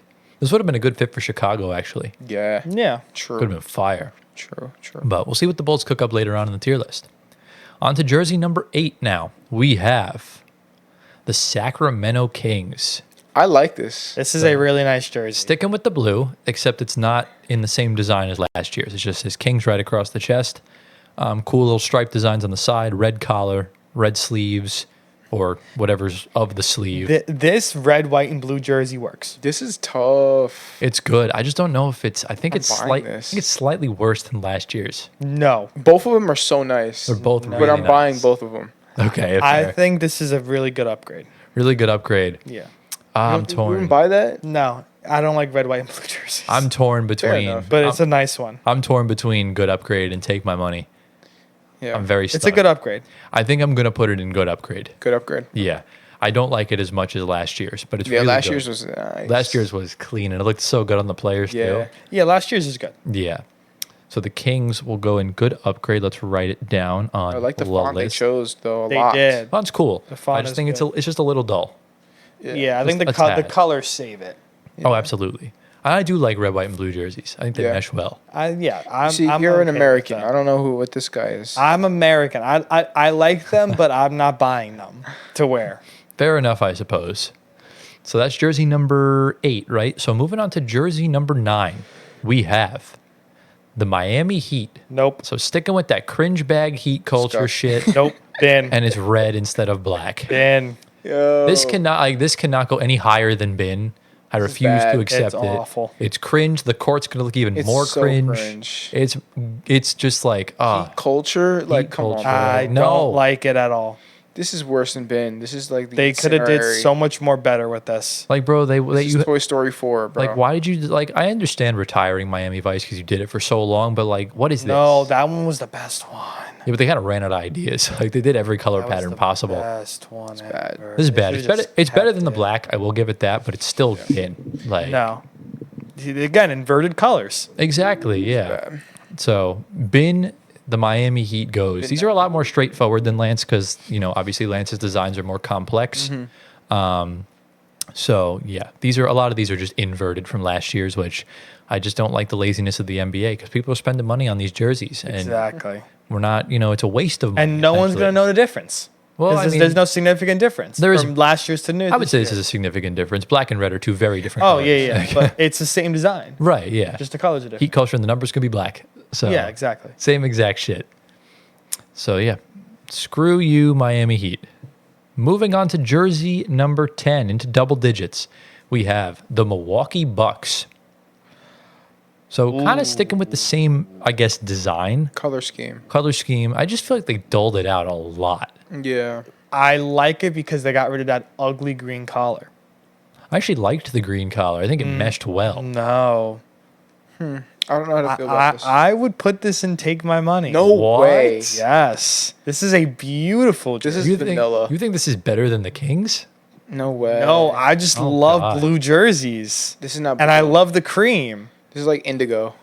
No, it's definitely not This indigo. is It's blue. blue. I think you're colorblind. This is definitely indigo. Look up indigo. No, it's blue, Gio. Look up indigo. It's It like- is blue. Indigo's like a cross between I blue promise and purple. you. That's what this is. You're talking No. to someone that wears every shade of blue. That's true. I'm talking to a colorblind man.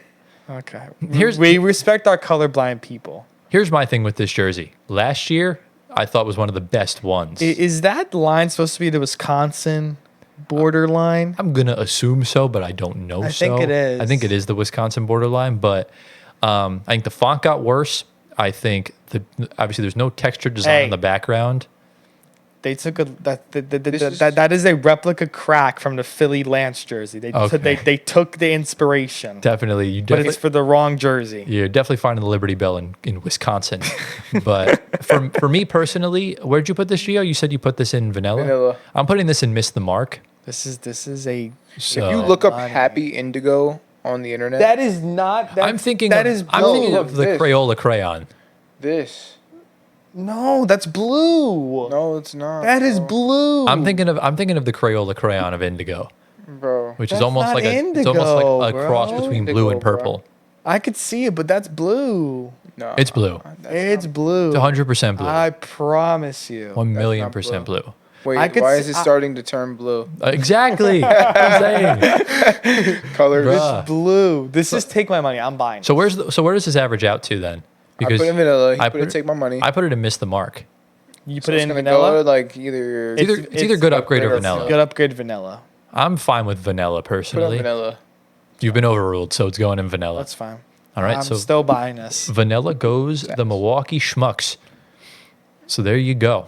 That's a nice jersey. I loved last year's. Last year's was an instant Last top year's for is me. great too. And I'm that's not buying. Yeah, that's it's coming from a Bucks hater, bro. It's all So mid. It's a nice They're jersey. both mid. yeah. No. Moving on to jersey number 11, and it is the Houston Rockets. I like, like this. I like last year so much better. I do like last year's, It's but really I like this one too. It's just really hard to look at this cartoon font without a number. It just looks so out of place. Yeah, I think this misses the mark. this is vanilla because it's not a good Yeah. upgrade based off It's of last not. year's. Last Yeah. year's also very good, but I like it. really good. I can't say it's a miss the mark because like I think the design's there. I just think last year's was a good upgrade. This is a vanilla. I agree. So yeah, I think this will average out into vanilla. Vanilla. Yeah, I think once the number comes in, we'll see what it looks Yeah. like. Yeah. I think it's got potential to be fair. And how the names on Yeah. the back look. Right, True, yeah. true, true. I think that could be a big kind of driving factor regarding Yeah. it. But I think last year, I think the Rockets need to involve more blue in their jerseys. Yes. That is the one thing I will say. Yeah, so vanilla goes the Houston Rockets. Vanilla. Moving on to jersey number 12, we have the New Orleans Pelicans. So going for the same sort of color pattern as what Lance did, except a lot darker. Finally got rid of that stupid one from last year. It looked like it was straight out of like "Twas the Night Before Christmas" or the Nightmare Before agree. Christmas. I yeah. will say it's better than last is, year. it is. Oh, so without a I'm doubt. putting in Good upgrade. Me too. Good upgrade. Good upgrade. Yes. Even though I would Um, never even think about buying this. To me, No. this is as low as good upgrade as it can get. I would I probably agree. put this in vanilla, but it'll average out to good upgrade anyways. That's fine. It is better. Yeah, I need to see more purple from the Pelicans, and they delivered, I guess, Yeah. for the most part. Somewhat. I just don't Take like the green out of the there. green is just not vibing Yeah. me, man. It's just not. I would put that as a white. Even if it was like a nice light blue, I think it would look a lot better. Yes. Just not But- green. Just take the No. green out. It's not green. Anything but green. or even like a different shade of green could look better. Somebody, not the slime green. somebody Yeah. at Nike is putting green into the wrong jerseys. Yeah. Well, I mean, the old school New Orleans, that's Mardi Gras colors are green, purple, and gold, so it makes sense. Okay. It just doesn't mesh well together for people not from Nolans, you know. So Nolans. so good upgrade goes the New Orleans Pelicans. We move on to jersey number 13. My back is killing me. And we have the Utah Jazz. So quite similar from last year. It's a good upgrade. No, Don't like it. this is not a good upgrade. It's I a- like last year's more. Last year's was by far like one of the best ones. Yeah. I would buy last year's. This one, I would buy both. To me, this is just a standard good upgrade because, like, even though it's worse than last year's, it's like you can't can't put it in vanilla. base it against take my No, money. it's I guess this is a low good upgrade. Yeah. As low as it gets. Hey, Tyler, it's not Utah Rail Riders. No, it's oh crap. Well, I'll change it for the edit. This is not going up on YouTube. Jazz. So where are you putting the next one? Good upgrade. Good upgrade. So yeah, it's going to average out to good upgrade. Yeah. I still think the purple and the mountains go well together. Just last year, They do. so clean, bro. Yeah. Oh man, it's a shame. So good upgrade goes the Utah Jazz. We move on to jersey number 14. We have the Philadelphia 76ers. Now they did this jersey a couple years ago in navy blue, and they've kind of gone back to this Bauhaus ass font. I will say last year's is worse than this year's because the city of love, that's in a wrong spot. Brotherly love. Yeah, I know. Brotherly love. Yeah, I know. But it's Yeah. in the wrong spot. Okay. I don't really like this very It's much. a low good upgrade. This is missed the mark.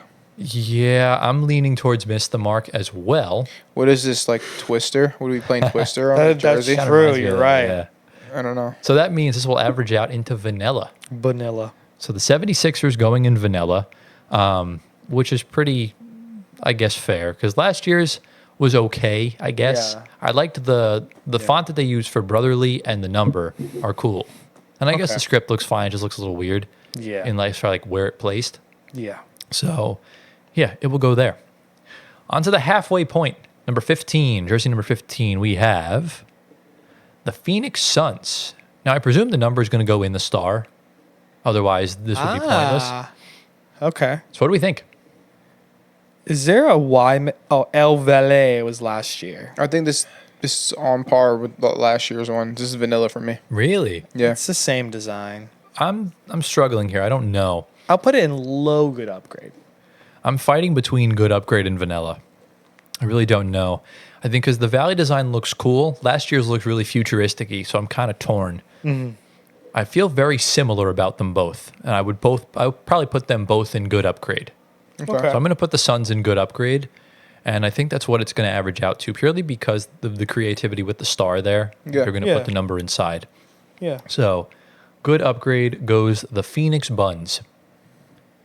We move on to jersey number 16, and we got the Detroit Pistons. So completely inverted from last year's, going from black to white, or I guess cream. I love last year's. Last year's was very clean. So tough.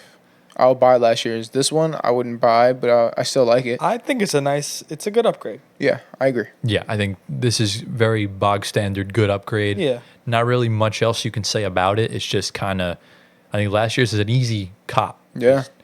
This year's is good. It's just, last year's was such a step up. Let me see how many we have in good upgrade. 1, 2, 3, 4, 5, 6. We got plenty of room left. So good upgrade goes the Detroit Pistons. Hopefully they don't lose 28 straight games in this jersey. Right. And yeah, that'll kind of be that. My voice cracked again. We're on a great voice day, as you can tell. We move on to jersey number 17, and we have the Golden State Warriors. Ben. This is vanilla. I knew as This soon is Ben. as I saw this on Twitter last week, I knew he was going to hate this so much. Like, what are they doing here? No, I don't like it. Okay, I see what they're doing here. They're trying to match the 49ers colors with the red and gold. How do with you the hate, navy blue? How do you hate the team that plays in the same city as your Niners? But look, it's the navy blue that is just like, ugh. Why did you put that there? I don't Why? hate it. Like, leave it out of there. It's just, this has been to me. Bin? I'll put it vanilla.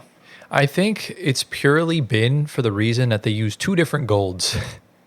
Yeah. Yikes. And Yeah. yeah, I would put this in bin. However, Gio, can I break your heart right now? Go for it. Because he put it in vanilla, it's going to average out to miss the mark. What are you doing? Why did you do that? It's vanilla. Hey, man. Last year's is so much better. Should I put in? I mean, it does miss the mark. It's too late. It's too late. You already put it in. It's in vanilla. The So two, those are on the same level. What? Are those two jerseys on the same level? No. So where'd you put, which la- one's where'd you worse? put last year's? Last year's is better. So Oh, what okay. Yeah. That's fine then, him putting it vanilla. So then it would be missing the mark. It's vanilla. Okay, fine. It could go into bin, whatever the hell you want. We have no take my monies. So We far. actually don't, but I think there's going to be one at some point. I want to at least There get has one to in be there. one. So the Warriors go in to miss the mark. So sorry, Gio. Hold. We move on to the next jersey, jersey number 18. We have the Indiana Pacers Bin. inverting from last year's. Bin. All right, so I think we should be assholes about Automatic. This is bin. This is bin. this now. Disgusting. You actually don't like it? I don't. I actually do like it. Disgusting. You would buy it? I wouldn't buy it. I think last year's is better, but to me, I would probably put this in vanilla. Not good upgrade? Span. No. I think last year's is better This because is an awful team and an awful jersey. Okay. the splatter effect on the Moving side on. looks cleaner on the black jersey. Yeah. It looks a little separated on the left on the new one. But I would still put this in vanilla. I still think it's a fine jersey. So this will also average to miss the mark. So sorry to break your heart again. So hold. Why can't they just make the whole jersey blue? They use the blue in the worst spots. They can make it a blue jersey Maybe next year's instead of a black and white one. I mean, It would be a take my money if it's a full blue. Would you have put a Pacers jersey and take my money? I don't know. This is an awful team, an awful city, and an awful jersey. If he's calling him an awful team, the team that they beat must really suck then. This team needs to Must be really retire. ass, bro. Must be so ass, bro. It's crazy. Why would you admit that? What? Yo, you know what's crazy, actually? You know what the colors of the Shanghai Sharks are blue and orange? What do you have to say about that? I love it. I'm colorblind, so the Knicks aren't blue and orange. Okay, fair. I know it. We move on to jersey number 19. Rapidly moving on. We have the Los Angeles Clippers. I like it. Last year's just so much better. I just hate this whole clips shit. It's like, Yeah. it's like I this- don't like it. This looks like It's something. vanilla. This looks like something a Fortnite YouTuber would wear, trying to get like It's saying vanilla. no scope clips. Clips. No, I like it. it's vanilla. It's a good upgrade for me. I would put this in miss the mark or vanilla. It doesn't really matter to me, so it will average out into vanilla. Vanillas. And I think that's honestly the perfect spot for the Clipper City Edition jerseys, for pretty much all of them, because they all equally there's suck. no difference. There's just like there's no creativity. It's just No. you pick the color, you just slapped on a stupid nickname with a basketball as an eye. Yeah. I think that's maybe the only saving grace from not missing the mark. But And inverted the colors. right, I think that's kind of the only thing with it. That's all the jerseys do that though. Most of them, but I just don't like this one in specific. Okay. This took Nike 2 hours to finish the entire 30 teams. You're being generous, bro. I think this probably took them 3 minutes. On the league. Oh, I'm talking about this one. Oh, 3 minutes. Yeah, but the entire league probably 2 hours. Probably, yeah. So in they go. We move on to jersey number 20. We have the Charlotte Hornets. So going for more of a mint teal rather than more of a brighter blue. Gone with the black and the gold. And what do we think, lads? Not a fan. Vanilla. I actually like this. This is No. vanilla to me. Yeah. Really? Vanilla. Yeah, I'm a fan of this one, actually. I don't like the mint green. No, they Why- should have kept the teal blue. I like the mint green. Yeah. I would buy this. No. Okay. Wow. I would absolutely buy this. You're buying this? Yeah, No. 100% would. Okay. Like I said, with the Lance jersey, I said he needed to flip-flop the black and the gold. That's Yeah. exactly what they did. Isn't this mint ice cream, Gio? Yeah, it is. It is. I thought because we go the same way home. He didn't stop by for ice cream when we went home that Oh, night. that's unfortunate. I was I disappointed will in you. tonight. Will you? I think I will. Can you get me one? You're lactose intolerant. Yeah. Like ice cream, this is vanilla. Yeah. Okay, I'm putting to take my money, so it's going to average out to good upgrade. Okay. That's fine. So into good upgrade goes the Charlotte Hornets. So we move on to jersey number 21.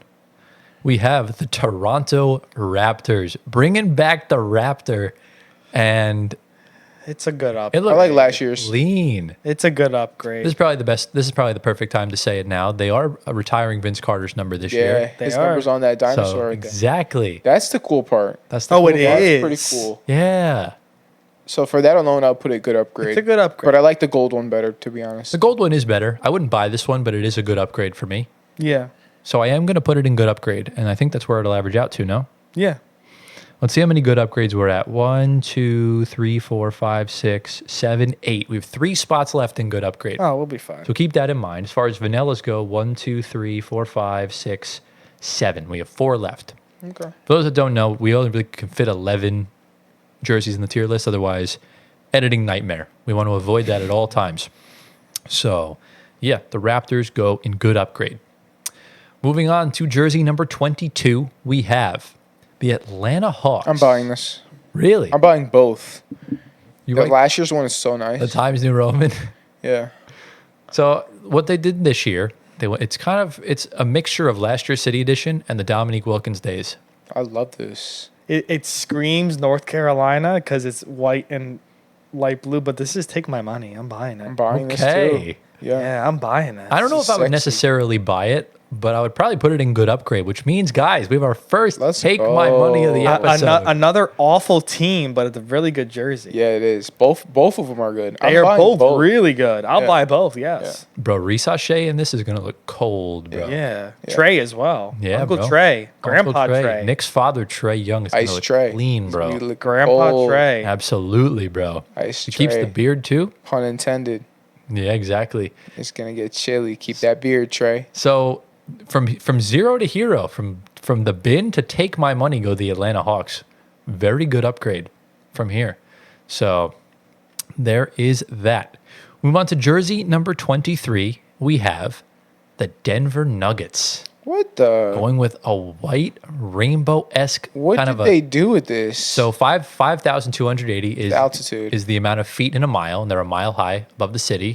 And they've gone for a thermal heat map Yes. on the sides. Yes. This is my favorite one. Interesting. I'll say it right now, it's my favorite one out of the 30. This Is is it? instant take my money. Wow. I This mean, is clean as can be. I wouldn't buy it, but this is kind of cool. I like the thermal thing that they went for. Isn't it? It's That's clean, actually right? kind of cool. And you got the Rainbow Mountains in the background of the 5280 as well. Yeah, that's actually pretty cool. So But It's a Nonetheless, good upgrade. I'm putting it in vanilla. Vanilla for you? Good upgrade. Good upgrade. So it's going to average out into good upgrade. Very unfortunate. It does not get in to take my money. I wanted it to, but it's fine. It is what it is.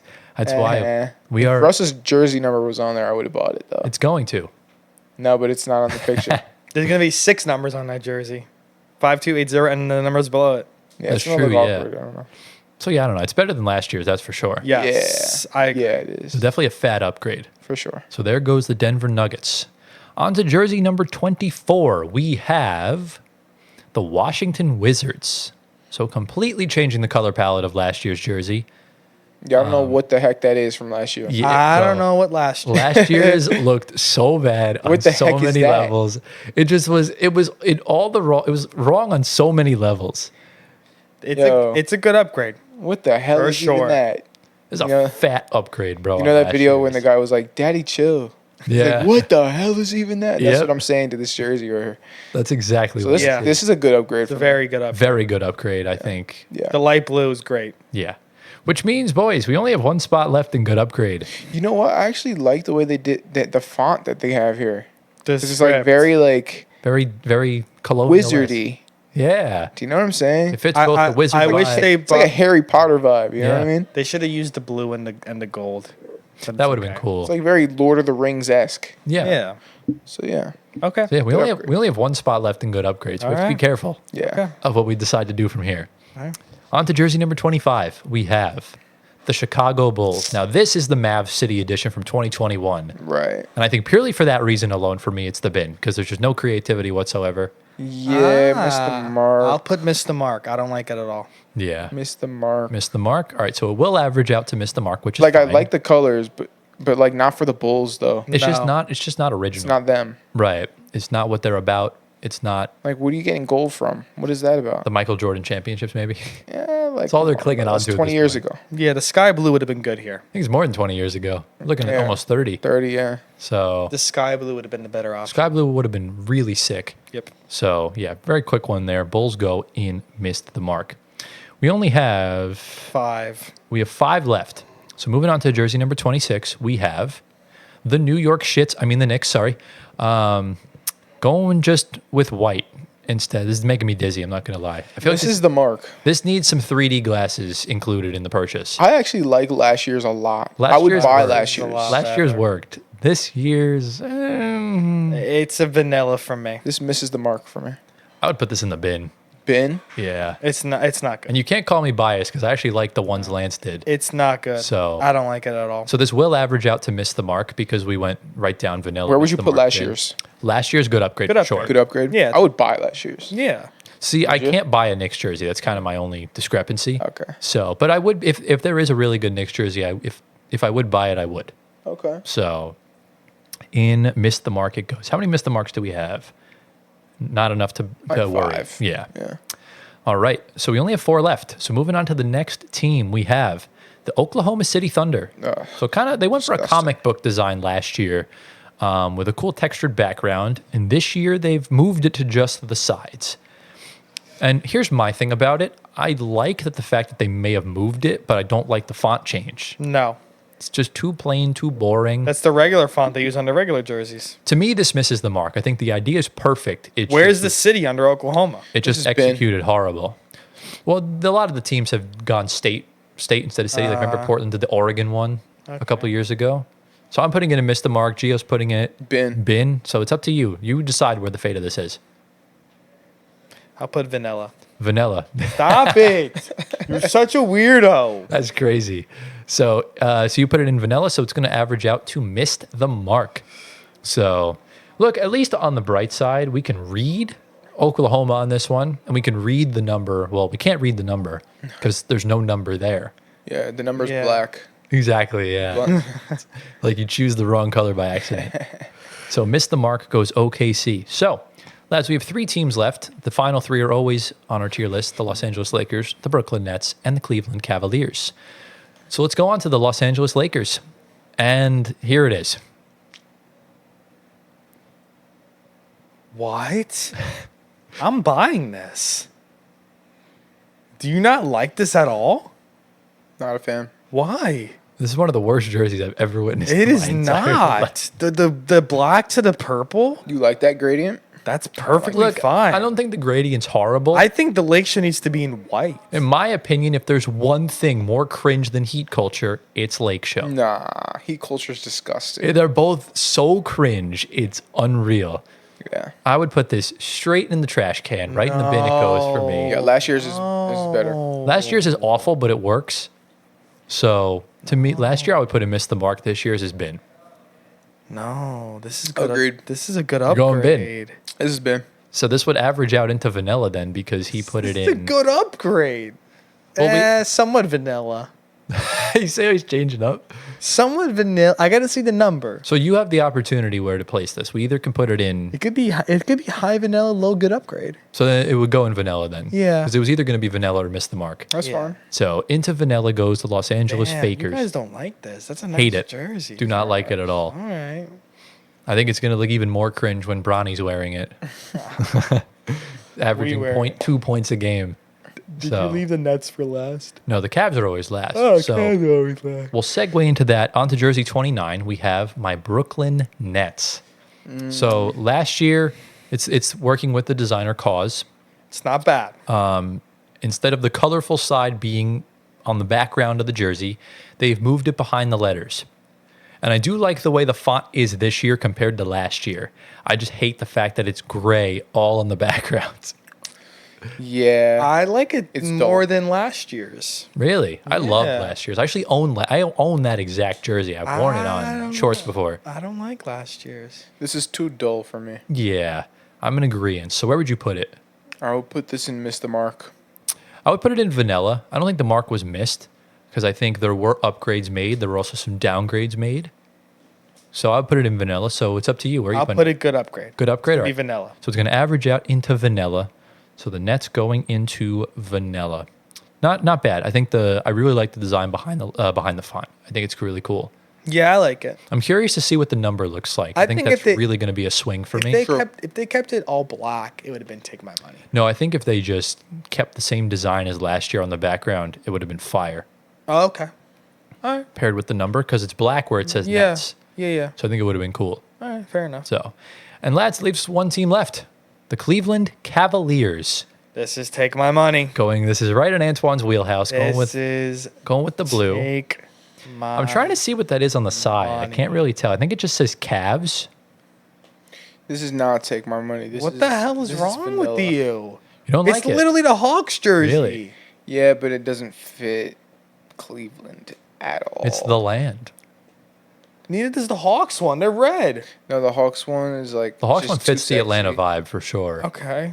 So if you're putting it in vanilla, I was fighting between good upgrade and take my money, so it doesn't matter now since you Yeah. put it in vanilla. So it's going to If you average say out. in good vanilla. upgrade, it could average out to good up. I mean, it could average. I mean, if you say take my money, it can average out to take my money. It won't It could. because you're too. You said take. No, because you said vanilla, so it's two below.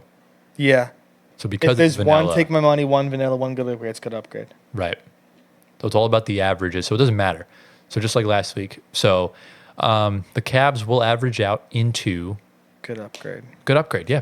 So and a perfect place for the final good upgrade. Yeah. So- And then Hawks is the winner. Yeah, we have nothing to. I guess we'll ask. What do we rate? What do we rate the Hawks? The Hawks is The Hawks is a really nice one. But I think this one is close. It's not my. The Hawks was not my favorite. Which so one? The Denver Nuggets one was The my Nuggets favorite. one. Yeah, he And then liked what it. was second? Second, I don't remember. I Too kinda many like jerseys. Oh, Kings. The Kings. I wasn't a like huge fan of the Kings I like one. the Pistons one a little bit. trying to The just Pistons like one was good. quickly scan through these. Just The Milwaukee one. the Hornets one was my second favorite. Okay. So yeah, that is the tier list. A much more straightforward one Yeah. than looking at redesigns, but Yeah. we'll come up with some other ideas for tier lists going forward, and we're going to compare these current tier lists when they're officially out to Lance's ones, and we'll see how hard he cooks the ever-living shit out of these NBA teams, and I cannot wait for it.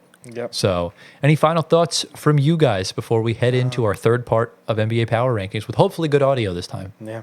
Let's go. Let's do it. All right, into the main part of the episode. It's time for more preseason power rankings. This is part 3 of our mini series. We apologize for last week. The audio was just really bad. So just to recap, in case none of you listened to it, in 25th place, we put the Detroit Pistons. Number 24 was the San Antonio Spurs. 23 was the Toronto Raptors. 22 was the Utah Jazz. And 21 was the Atlanta Hawks. So, again, if you guys do want to, if you guys hate your ears and you want to punish your ears, go watch episode 23, just in that specific segment. Everything else was fine. So, yeah. Are we ready to just jump right into these preseason power rankings? Let's do that. Yeah. All right. So coming in number 20th place is a team that really fumbled the offseason, and that is the Los Angeles Clippers. Obviously made the first round last year as the 4 seed, lost to Dallas in round 1 due to the 78.5 Kawhi Leonard injury in game 1 of that series. Or I don't even think he played that series. I don't even think it really matters. Yeah. But most notably, outside of that, they fumbled Paul George, couldn't get to an agreement on an extension, and he walked to the Philadelphia 76ers. The Sixers, sorry. It's just Nets fan jargon. But yeah, I will segue it over to Canceled Man over on that side. And tell us about the Los Angeles Clippers. Welcome to my corner. Population, me. So as Tyler covered all the playoff stuff. So LA finished 51-31 last year. They took the 4th seed. And Ty Lue is back. I think got his extension mid-season, correct? He did. And the Clippers are moving into a dome. It is the inaugural season into a dome with their new branding. Stadium's fucking dope, by the way. Hopefully they can live up to the stadium being so amazing. They won't. It's actually an arena, sir. Arena, yes, Actually. correct.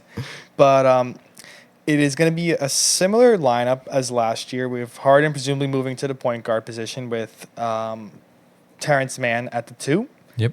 You have Kawhi at the 3, of course.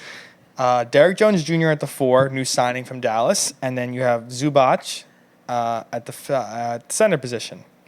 The bench is interesting. You have a combination of Norman Powell, who is probably going to be a 6-man conversation again as well. Yes, sir. PJ Tucker, Bones Highland, Amir Coffey, Nicholas Batum, Mo Bamba, presumably as the backup, and Kevin Porter Jr. is back in the league as well. Shameful. Very shameful. That is all Clippers have done. Of course, they lost Paul George. We know that already. Russ. And Russ. Hello. And also, Yes. I forgot they signed and trade for Chris Dunn from Utah. They did, yes. Well, I was part of the Russ deal. Correct. So a very legacy-destroying offseason for Lawrence Frank, which honestly isn't really a surprise. He's not been the greatest GM that ever lived. But look, let's start this Clippers talk with the former Clippers fan of literally 2 months ago. So, Gio, talk to us about the Clippers and talk about why they're so low on our power rankings. I'm not super against the Clippers, but the thing is they're low because I don't expect Kawhi to play much, especially if the team is not in any sort of title contention or title, Yeah. Really? Yeah. So Again? I expect Kawhi to probably, unless the team shows that they have potential, Yeah. I expect Kawhi to not really play much. Because think about it, they're 20th on our list concurrently. Yeah. So 20th would essentially get you maybe bottom playing at best. Yeah. Right. Where did we equally place them? So I put him at 21. we both put them at 21, me and you. You put them at 19. We're locked in. We're here, bro. 19. You put them at 19th. So we're all very similar in regards to where we place them. They only finished 0.33 away from the Hawks from last episode. So they just squeaked by. Okay.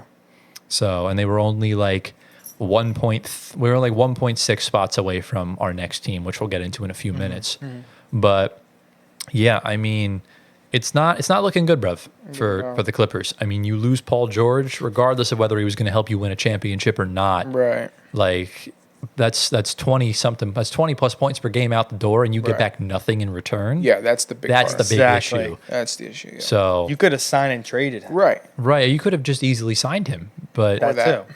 again, obviously sides couldn't agree. I'm curious to see where I guess he Kawhi. wanted too much money though. He wanted the same thing as Kawhi. Yeah, he's not worth that. Exactly. So I understand. Because Kawhi comes with risk, And I would take the risk for Kawhi because it's Kawhi. You know, if he's healthy in the playoffs, you have a really good shot at winning. Yeah. So, yeah, I feel like with this, it'll be a very fat downgrade. So I guess the question is, 51 wins last year, you said? So how many wins this year? Because I think we can all agree it's going to be a lot lower. I think it 35. it drops. You said 45? 35. 35. 35. Yeah, they're going to be playing contention without a doubt.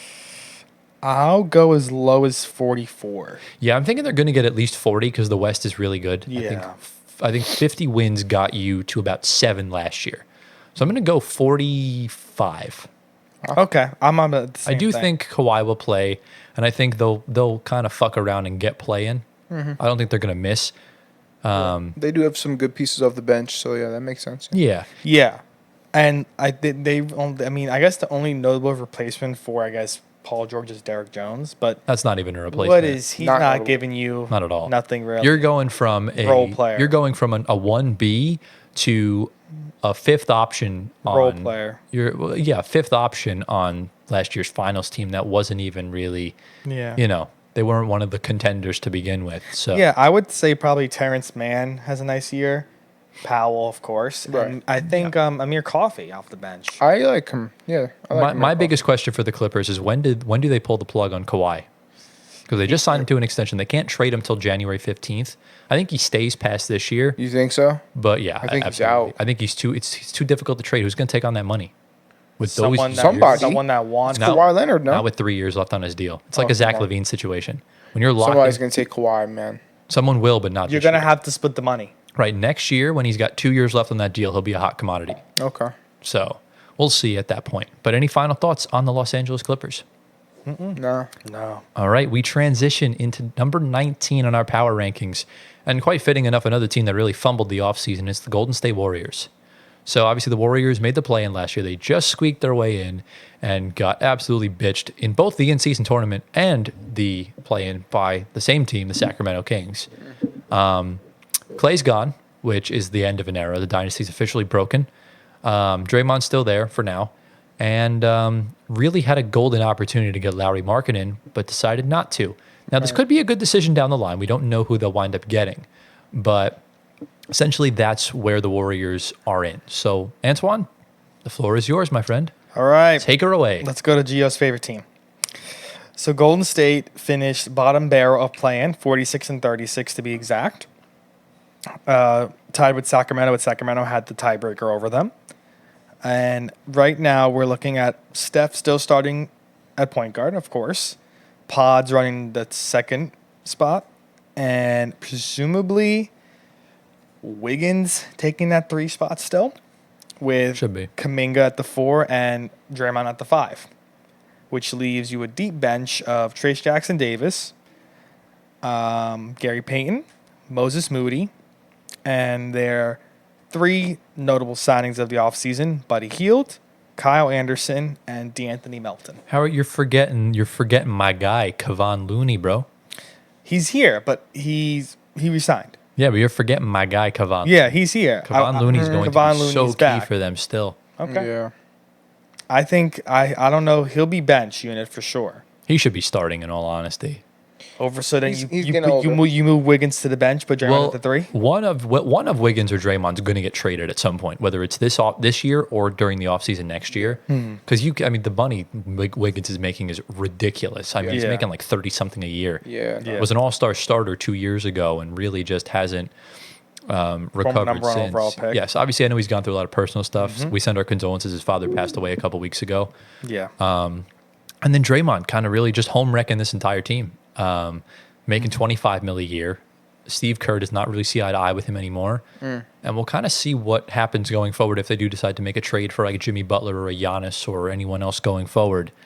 So yeah, as far as that goes, it is what it is with Golden State. Yeah, they're done. They're a team. They brought in 3 older vets that are at the end of their career. Yeah. You're hoping for Kuminga and Pods to jump, which they probably will, and Trace Jackson Davis. There is tension with Kuminga right now. Yeah, the contract stuff. There is. So let's go to the Warriors super fan over there. Yeah, no. Let's just talk about the Warriors for a little bit. They're washed. Draymond's washed. Curry's washed. Oh my! Is he washed after that Olympic Did he performance? not have the best Olympics of all time? Curry's washed. Who else? I just Draymond. realized your Who two else? least favorite teams are blue and yellow. So Golden State And the Pacers. And the Pacers. Me? You hate the Warriors. Oh, I okay. hate the Pacers. Yeah. I guess, yeah. Yeah, I guess. That's fair, I suppose. Yeah, but yeah, they're washed. I mean, the only reason why they do anything is because of Curry. We'll see. We'll see what happens. He's gonna. I think Curry's gonna have a break good his season. back, bro. Yeah, I guess. Yeah. But I will That's say definitely lower than 46 wins this year. yeah, for Oh, sure. without I a think doubt. 43, 42. They're gonna be 46 was very generous. Look at last 40 on the year. dot. 40 on the dot for them. I'm gonna go 41. I think they'll be a little bit worse, but Okay. still above 40 in the play-in. Yeah. Yeah, I would say. If they make a trade for a star, then maybe they'll get a little bit more, but yeah. depends on when. Mm-hmm. So I'm curious, do you hate the Pacers more than the Celtics, Nets, Sixers, and them?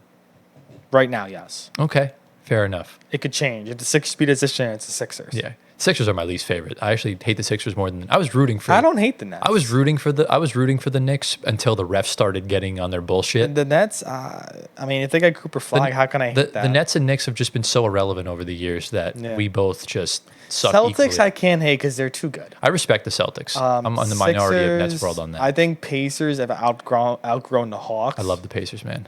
for me right now. The Pacers and the Heat have done me ultimate favors over the years, taking out our rivals, bro. Nope. Pacers need Great. to go in the bin. Nope, Pacers are Where they here to belong. stay. But let's not get on another Nets Knicks debate. We can't avoid them, man. Oh, it's so irking. But yeah, as far as we placed the Warriors on the list, Antoine had them the highest at 18th. I had them the middle at 19th, and the Superfan had them the lowest at 20. So one consecutive. Interesting. Yeah, they averaged Yeah, out to bro. 19 flat, obviously, right above the Clippers. But there's a big gap between them and the next team. So, Okay. any final thoughts on the Warriors before we get into this next team? No. All right, so we're going to go from Curry right to Breenel. Then we got the Los Angeles Lakers at number 18. What didn't happen to the Lakers last year? I mean, you dealt with a healthy AD season, a healthy LeBron season, just a team that wasn't good. I mean, D'Lo was awful unless it was the trade deadline, and then you go into the playoffs against the one team you can't beat, and you lose in 5 games after leading in every single game for the first like 3.5 quarters. And then in the offseason, you don't make any signings. You get a steal, and then you underplay the steal by going for Bronny in the second round and acting like he's your first overall pick. Bronny shits the bed in Summer League. Dalton Connect looks great. You hire J.J. Redick after firing Darvin Ham. And yeah, LeBron signed a $100 million extension for the next 2 years, which presumably will be his last ever contract, we think. The $8 million went to Bronny's contract. Yes, Bronny signed an $8 million contract for 4 So years. LeBron actually got $92 million.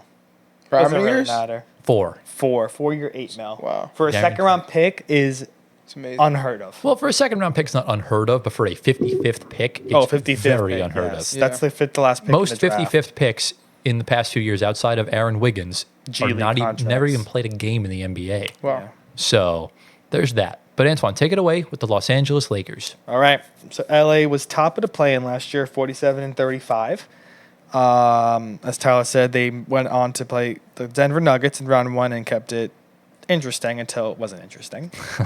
Okay, we have somewhat same lineup as last year: D'Lo, AR, LeBron, Rui Hachimura, and Anthony Davis.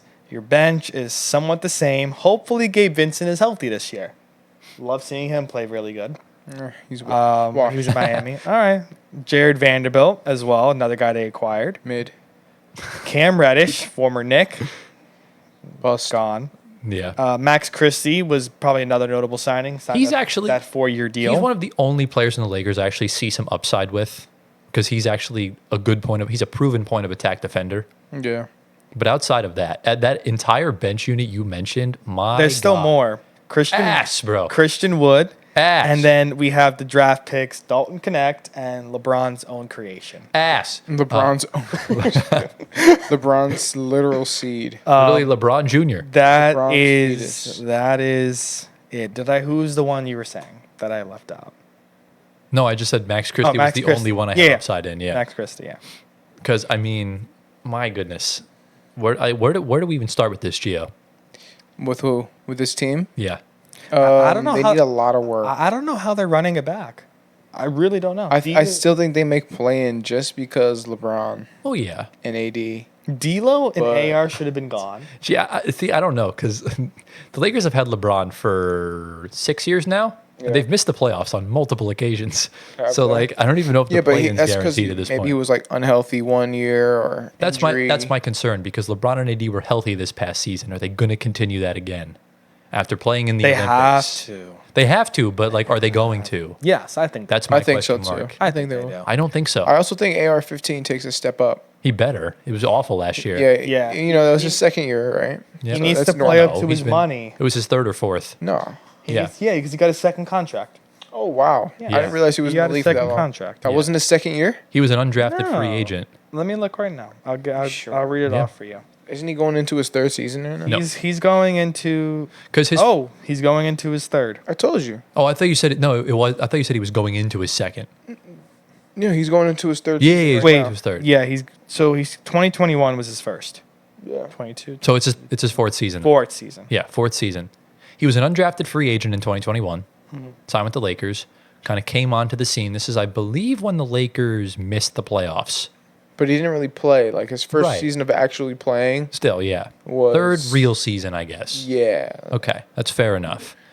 They got to get rid of D'Lo, man, for both parties, because D'Lo doesn't deserve the situation he's in, and Yeah. the Lakers are just not cutting it Who outside. would of, they get instead of D'Lo? It depends. I mean, they swung and missed on DeJounte Murray last year. So who do you want them to get? Listen, it's always Trae Young Kyrie Irving. Ooh, or him. they can't afford Kyrie Irving. That's the problem. He makes more money than D'Lo. Him back with LeBron is all they need. Trae Young, I can see. I'm trying to think of who could realistically be the good option. And that's where I'm kind I of think it's struggling. It's Dame? either Trey No, they won't or trade Dame. Kyrie. Unless they try and lure Steph over from Golden State. No way. That would be funny as. but Oh, it's if not they're really happening. bad. Yeah. I don't know. It's really, there's no real good option. You think they'll make a move at all? I think they will. They're going to have to. D'Lo's an expiring contract. They We'll won't. see. They won't let him walk. They shouldn't have let Malik Monk go. I'll tell you that. Well, they couldn't afford Malik Monk. Remember the true. aprons and that. It happens. Yeah. Maybe they can go for Garland. I could see it, but I don't really see them trading him now. Yeah. I do see it actually. Yeah. I can't really picture it in Garland my is a mind. prototypical Laker guard. I could see that. I could see it. Maybe. Yeah. I could see the fit, but I don't know if the Cavs will do. Ooh, you know what would be a perfect fit for them? Colin Sexton. Yeah. That'd I be think nice. Utah. I think if Utah Utah sells. decides to just Can't shoot, though. build with Keontae George, I think it would work. But if they do decide to keep D'Lo, it wouldn't surprise me. How about that? Yeah. I think that's how it would go. But Yeah, it's win Maybe- total last year? 47. What are we I, saying? This year, I think I'm they gonna say stay, same. They stay around 46. Go 44. Yeah. I think they'll be worse. Yeah. I think so. You said we had them 18, 19, 20? No, that was the Warriors. Oh, okay. What do we have Lakers? I had them the lowest at 18th. Gio had them at 17th. You were very optimistic. You had them at 15th. wow. I need some reasoning as to why you did this. Laker bias. You had 18, 17. 18, 17, 15. 15.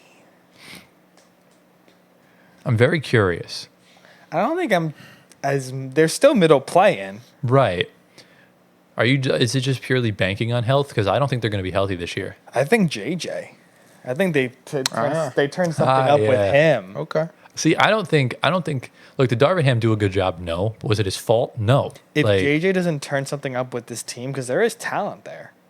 That, you know, it's a strong word. no, Old, they're old talent. no. AR is young. LeBron, AD.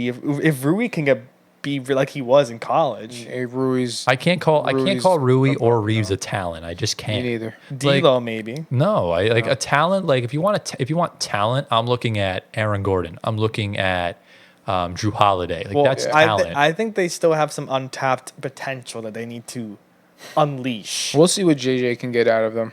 That's fair. I'm also high on Connect.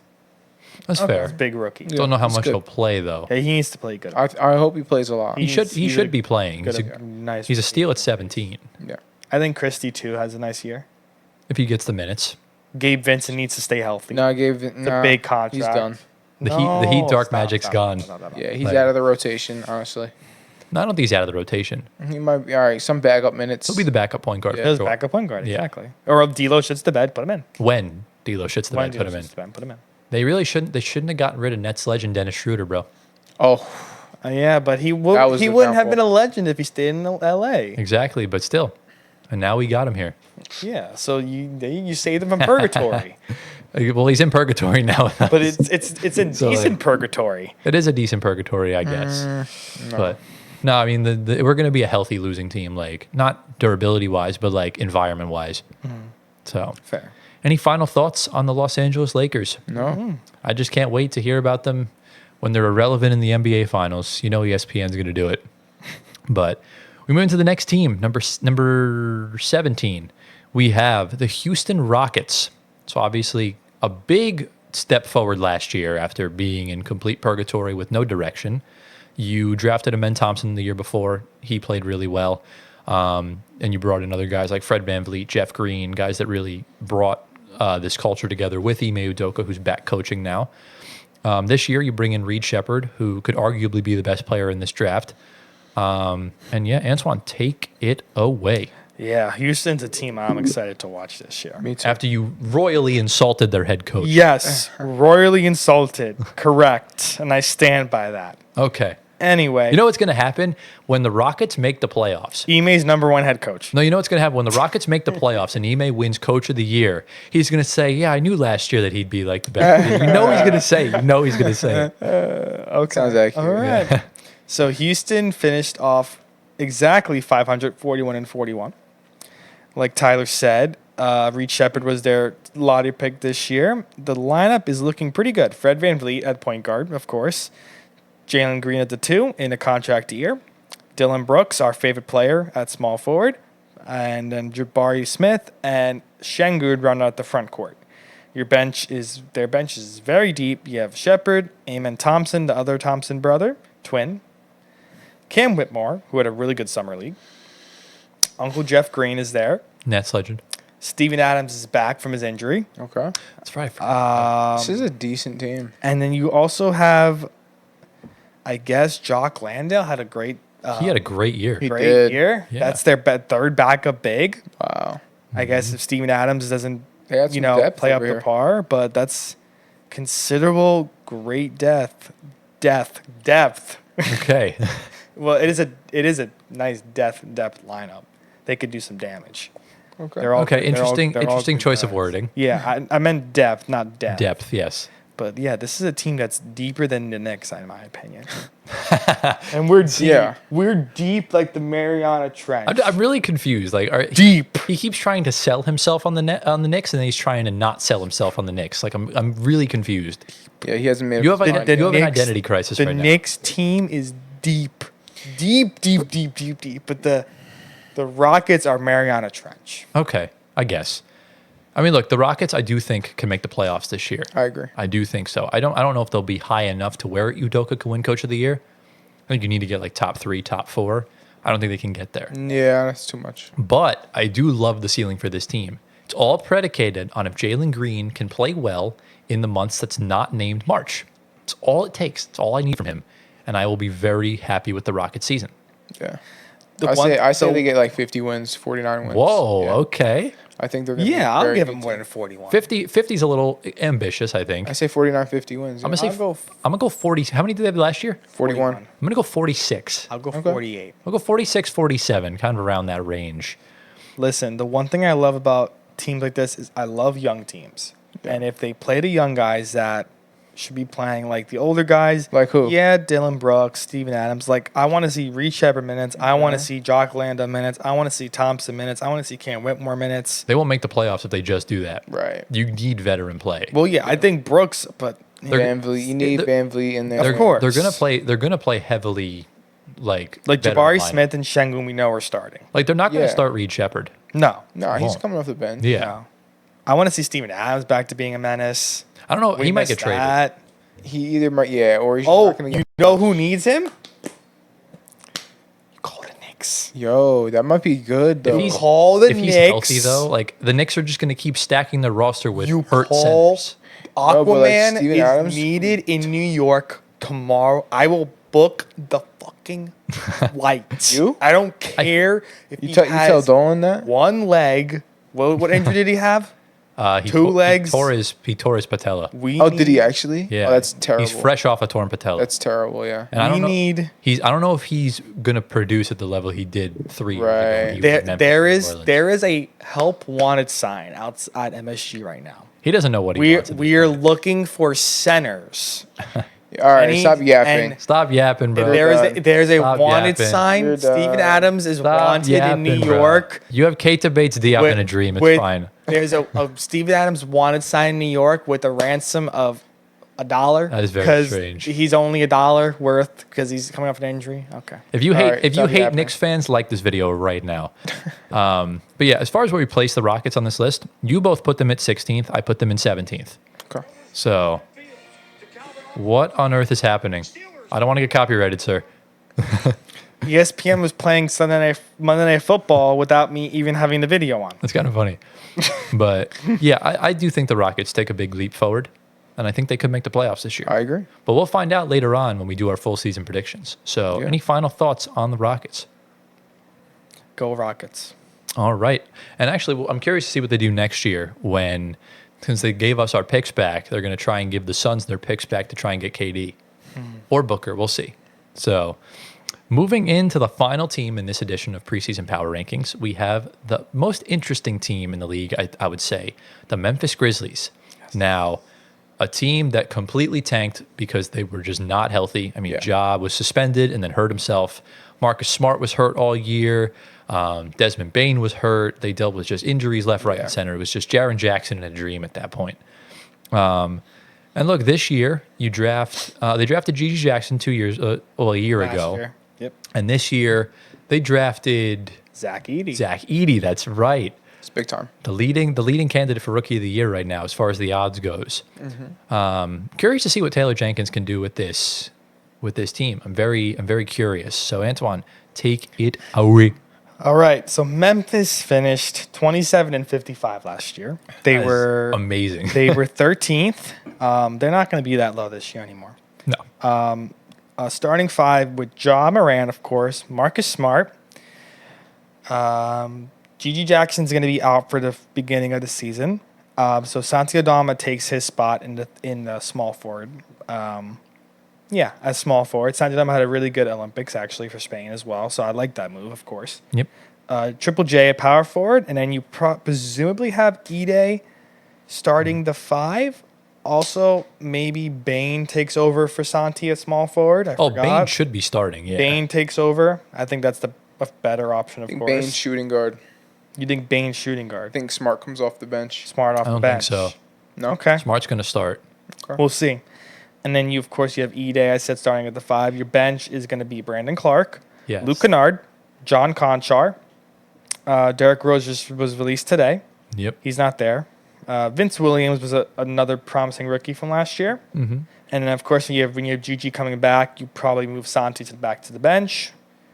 But again, another deep team, I think. I don't think Gigi starts because he's coming off surgery. Yeah. And I think you have to. And if you have Jaren Jackson and Zach Edey, you can have an undersized backcourt. Mm-hmm. I think it's fine having that. They're trying to do a Timberwolves where you put a center at power forward and you just get another gigantic ass center that can't shoot. So Okay. I don't know if it's going to work necessarily. I know Ja's going to have a field day throwing lobs to Zach Edey. Mm-hmm. I know he's going to love it. But what do you see out of the Grizzlies this year? I'm seeing like 45 wins, Yes. and that's if Really? everyone stays healthy. So you're not high on them. I'm not super high. They're on not them, getting 50. Well, you had them winning the in-season tournament.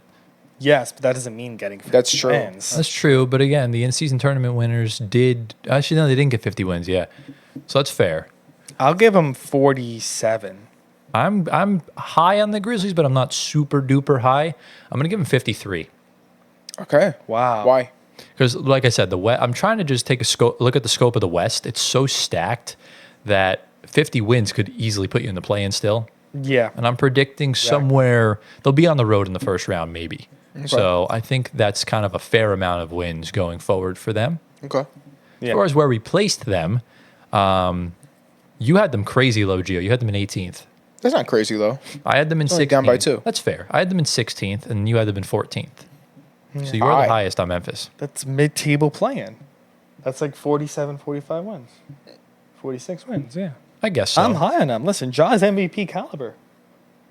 And Triple J, same thing. We'll see. He's in the convo. He's definitely not Triple J is not an MVP no, combo player. no, he's in convo, not MVP, but he's in convo for top defensive player. That's what I Oh, for DPOI, yeah. He's top. E-Day, of course, is there. If Gigi was healthy, he'll be healthy eventually.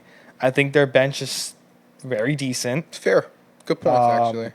You know, You're right. He is MVP caliber, and usually Ja, when you get a player come like on. that It's just a matter of elevates the team that much. know. can they stay healthy? That's the question. That's true. that's the thing. We'll I see. think Bing is going to have another good year. Yeah, he's a solid player. Yeah. You know, Gigi's going to step up when he comes back. I'm more curious about the mental aspect going Of- into the playoffs. Yeah. Because we saw they talked a lot of shit when they were in the playoffs and they got ahead of themselves and they kind of weren't locked in against the Lakers.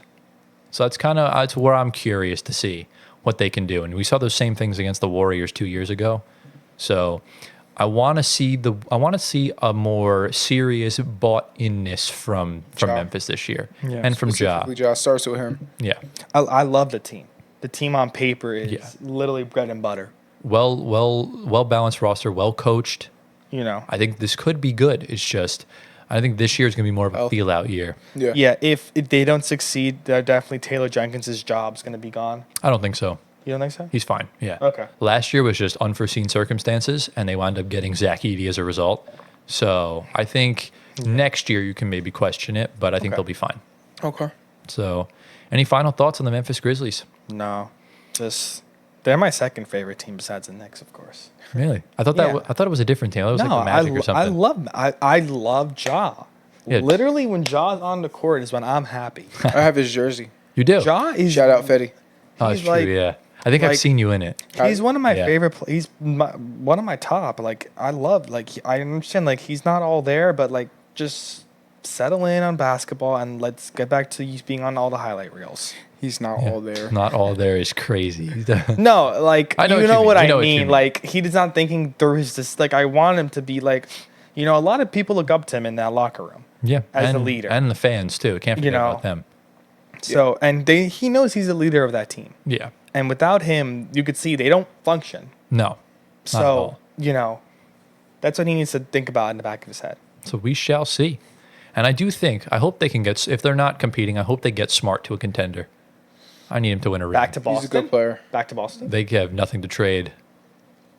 Remember, they're over the second apron. They have to trade like for like. And Good moves just some other Memphis won't pieces. want to trade into other assets.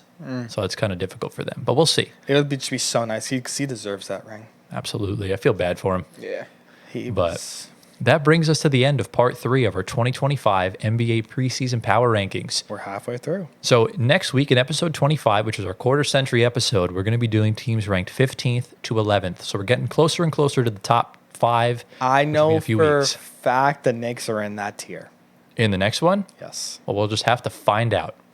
So on that note, I think it's time we move on to shower thoughts. All right, into the final segment. It's time for shower thoughts. Insert slogan here. We'll figure that out at some point.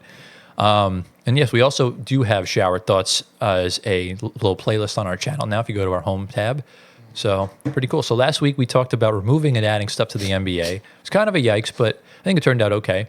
So link in the description for episode 23. Go check it out. This week it is Antoine's turn. So Antoine, we're just not going to waste any time. Take it away. What do you got for us? All right. This is an interesting one. Right now in the NBA landscape of statistics and box scores that I love to look at because I love numbers. Right. What is a stat that you would remove that you find that is useless right now to us? And if there is a stat that you would add that is either advanced metrics or something completely new that needs to be utilized, what would that be? So tell me what you would remove that's literally nonsense to us that we don't look at. All right, so we'll start with the removal. And what would you add that's either something advanced that we don't know about, that's something similar like plus minus, Yeah. or just something else that should be in a box score regularly for us to see. Right. That shouldn't have to be on a research site. Okay. I'll let you Cool. start off. I have my answer, but I'll let you answer first. I don't know what the heck to remove. Gotta be I know what something. to add though. Well, we'll do the ad later, so we're removing Okay, first. you start. You could tell me if you want to remove anything. I have no idea what I want Well, to add. so in a box I mean, score. what I want to So I'll remove. tell you what's in a box score that we Go have. for it. So we have minutes played, we have points, rebounds, assists, steals, blocks, field goal, 3-point, free throws, plus minus, and we have fouls. Keep them all in there. Why would you remove anything? I would if I were to remove anything, it would be plus minus. Why? I think it's more so of, important. It's more of a useless stat that's more deceptive rather than informative. Because plus minus really is just you could be on the floor playing amazing, but if your other four guys are playing like shit, I see what you're saying. your plus minus is going to go down. Right. And there's better plus minuses like box plus minus, for example, that is more player centric, but it's more advanced, it's more complicated. So it's not something I would add to a box score. But I think plus minus in essence is more of a meaningless stat that doesn't really tell the full story of how someone plays in a game. It does tell a big portion of the story though. Because when you come in the game and you play well, Yeah. it's expected that that's going to show up on the stats. Right. But Right. not all the time. That's Okay. kind of how it is. Okay. So if you go in, you get 40 balled, you're going to have a plus minus like minus 33. But if you had like 40 points on like 10 to 20 shooting, then, you know, a lot of that's different. Yeah. That's actually reasonable. I like that take. I guess I'll agree with you. Well, I mean, Because I'm not give taking me- away points, I mean, rebounds. Give me your argument for not removing anything. Tell me why. Yeah. Tell me why plus minus is good. I mean, I pretty much said it, you know. Pretty much like, I think it does tell the story. It tells the story. It's more of like it tells the story of the game itself, Yeah. not necessarily of how the player played as much in the game. It's more so like, well, it does tell you how the player played in the game, but it's like it's not something that you take out of context of the game itself. You have to Fair. keep it within the context of the game. So, let's say let's say Russell Westbrook was playing, and we're talking about the OKC Thunder in 2017. Let's say. Right. So I remember in the playoffs he had a plus minus of -2, right? But the rest of his team had a plus minus of like around like -20, Right. -10. Yeah. And so you can see like, okay, he was a minus, but compared to the other players, it was much higher than the rest of them because, you know, his effect on the game was much more Right. than the rest of the players. So I think so you have to keep it within the context of the game. So it's not a stat that's meant to be pulled out Right. of the game. So See, that's why. I kind of group plus minus into defensive rating. Like Yeah. defensive rating, I guess, can gauge if someone's a good defender or not, but it's not very accurate. It's too vague. So that's kind of my only reason. Yeah. What about you? Reasonable. What about the question man? Would you remove anything? I know what I'm adding. Well, we'll save that for later. Removing. Yeah. I think everything's important. Minutes played, of course, the shooting statistics, points, rebounds, steals, all Yeah. that stuff. Plus and minus, I'm okay with. Do I like seeing it? No, I don't look for it. I guess you could remove It's just it. there. Yeah, because you got to toggle it on like the box score to see it at the end. Yeah. What other stats did you say were on there? It's points, rebounds, assists, steals, blocks. Yeah, I'm keeping that. You have to keep all that. You have to keep that. Yeah, in. of course. Those are all big plays that happen. Yeah, I'm all for removing plus and minus and adding overall efficiency. Right. Meaning, There's a formula. that you So what is- calculate. like you know- effect, like a was it true shooting percentage or effective field goal percentage? I think you're just adding just efficiency around defense and offensively. You're Okay. combining both of those together but to we a need percentage. we need a stat for that though. Overall efficiency. Is that a stat that's measured in an NBA game? I don't think it is. Are you talking about? Well, are you introducing- measuring efficiency just by shooting? Well, there's other ways to be efficient, but there's so many. I guess player efficiency rating would be Exactly. That's the what I would stat. do. So you would add player efficiency rating to the thing. Box Okay, score. Yeah. PER. And Yes. that's calculated by a formula. right. Yeah, All that's those. good. I like it. Like VORP or any War. of those. Yeah, wars I like in that. baseball. Yeah. Yeah, Like That's- they that's a use very- war. Like we would use PER as our war. yeah. It's a very reasonable take. So Actually, that I would like to see that It's too. easier for us to figure out who, just if we're not looking at like points, rebound. We're looking at the PER. Right, like Jalen Brunson could have 40 points, but his PR could not be as good as like, Josh Hart's PR. I guess, yeah. Oh, the other thing in a box score is turnovers. Was the other That thing. stays. Yeah. You don't So remove that. so just re-intro the second part of the question just so we can make it a segment. So, what would you guys add to an NBA box score to help us as fans just understand the game and the Oh, yeah. statistics? I have the have a perfect answer. picture perfect answer. I need to rest my voice, so you go first. Oh, you want me to? Okay. Yeah, I have my perfect. It's I so also- good. It's so good. I think mine is better. I think mine's better. Okay, we're gonna see. We'll see. We'll Let see. Anthony judge.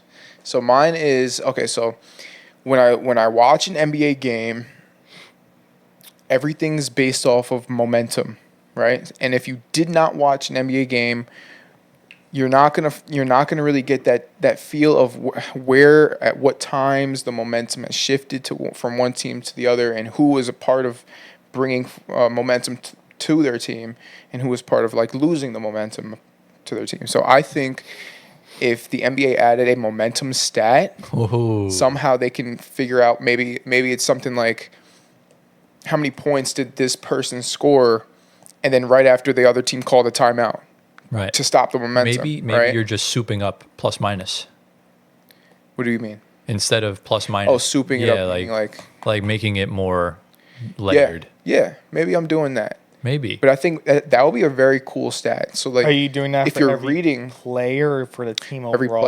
every player, every player, you're giving them a momentum stat. So is on this that game? is this based off of their scoring load, or is this based off of the run that they're It could literally be anything. Like it could be their steals that they had at the right time, or block that they had that changed the momentum in one plays direction. that made a big impact in a Impact game. plays, I Okay, guess. Yeah. Yeah. I like that. So I think if they That's add fine. that to it, I think that would tell a huge portion of, even like let's say this player had like 10 points, and you were like, oh, he had an okay game, right? Yeah. But if you had that impact play or that momentum shifter stat, you could see like, okay, this guy actually had a huge impact on his team's win. Right. So I think that'll be really good. I'll give you a good example. In Game 6 of the second round, when the Celtics played the Sixers, Jason Tatum finished the game with like 20-something points. He was 1 of 15 from the field going into the fourth quarter. Right. And that's when he exploded and the Celtics went on their run. Right. So I think that could be a good stat that defines who wins Clutch Player of the Year. Interesting. Because I on like both that. ends of the floor, Well- I think Clutch Player of the Year is just predominantly gone to who's clutch in the fourth quarter on offense. Yeah. Wouldn't you add maybe like clutch effectiveness? That's essentially what it could be named. No, but I don't want to focus this on the fourth quarter because momentum shifts throughout the entire game. Right, yeah. So I guess maybe it's just anything from, let's say, the last 2 minutes of a game to a random 18-0 run in the second quarter. Right. Something like that. So I like it. I think it's good. So I still think mine's better. Okay. Biasedly. Let's hear it. So I would add 2 things to the box score, if I'm allowed. That's fun. So these are 2 statistics that exist, and they're statistics that are so important to what makes a player valuable and what makes a player like really effective on the floor on both ends. And which one do you want me to reveal first? The defensive end or the offensive one? Defense. All right, so the first one is going to be deflections.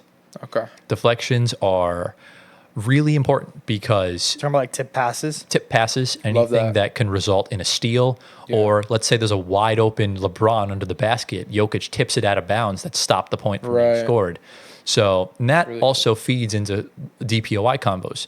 If someone's really good with their quick hands, then that could really be a good edge for a point of attack defender to win it, right? Because most DPOIs are won by big men. Marcus Smart's like the only one I could think of that's won it that wasn't one of those guys. So I think those stats could be huge for someone like Herb Jones, someone Yeah. like He's KCP, Jalen Suggs when he comes into his prime. he's taken the route like NFL with PDs, pass deflections, Yeah. Yeah. Yeah. as for a sure. cornerback and a safety. Yeah. I feel like they're that should also stopping be and it should also change for the NFL too, because like I feel like if an interception's thrown and it's been deflected, it shouldn't go against the QB. There should be kind of like the earned unearned like interceptions, kind of like in baseball with the runs. Wait, what do you mean? So if So QB if- throws a pick if- and it's deflected, it No, shouldn't be on somebody the QB. tips it up. Let's say in it was the a air. let's say it was a picture perfect pass. The wide receiver like it bobbles off of his hands Yeah. and lands in a defender's hands. Yeah. Like, That should go against the receiver. well, it should just be an unearned interception. But Yeah. we're sidetracking on it. Yeah, now. yeah. Now the offensive one needs to be in the box score. And I'm pissed off that it's not. Screen assists. Screen assists are so important. If you guys play 2K and you set a screen and the guy scores off of your screen, you get the screen assist notification and your game score goes up. So why isn't it an NBA box score? Are you adding that to the regular assist, or is that its own category? It's own thing, screen assist. If you look at screen assist statistics the past however many years, Steven Adams has been all-time levels of screen assisting. Yeah. And it's you can tell with centers nowadays, there's not many good screeners left in the league. I mean, Rudy Gobert sets probably the worst illegal screens I've ever seen in my life. So that's when you really get into good screeners like Nikola Jokic, like Steven Adams. Jonas Valanciunas from time to time, yes. So I think screen assist can really tell for sure who is being effective as a center. Brook Lopez is another beautiful option for that. Yeah. So those are the two that I would add. I like that a lot, actually. And those two are good. Yeah. Giving me a run for my money. I think you might have pulled it out. I think I might have done it. I might have pulled something there. Yeah. All right, we ran into some technical difficulties. Antoine needed to step out for a few minutes. But yeah, so basically we were just going to recap what he had said for his answer. And he had mentioned it previously, but for the segment purposes, it just makes sense to say it again now. So do you want to say what it was? I forget what it was. Of course you did. So basically it was about PER, player efficiency rating, right. how effective you are on both ends of the floor. Yeah. So what do you think? I mean, yeah, that's like I feel like it is in the stats already. Like if you look in the advanced stats. But we're talking about on a box score. On a box without score. having to click on a like show full stats. Okay. That's kind of what I would show. So what do you think as far as that goes?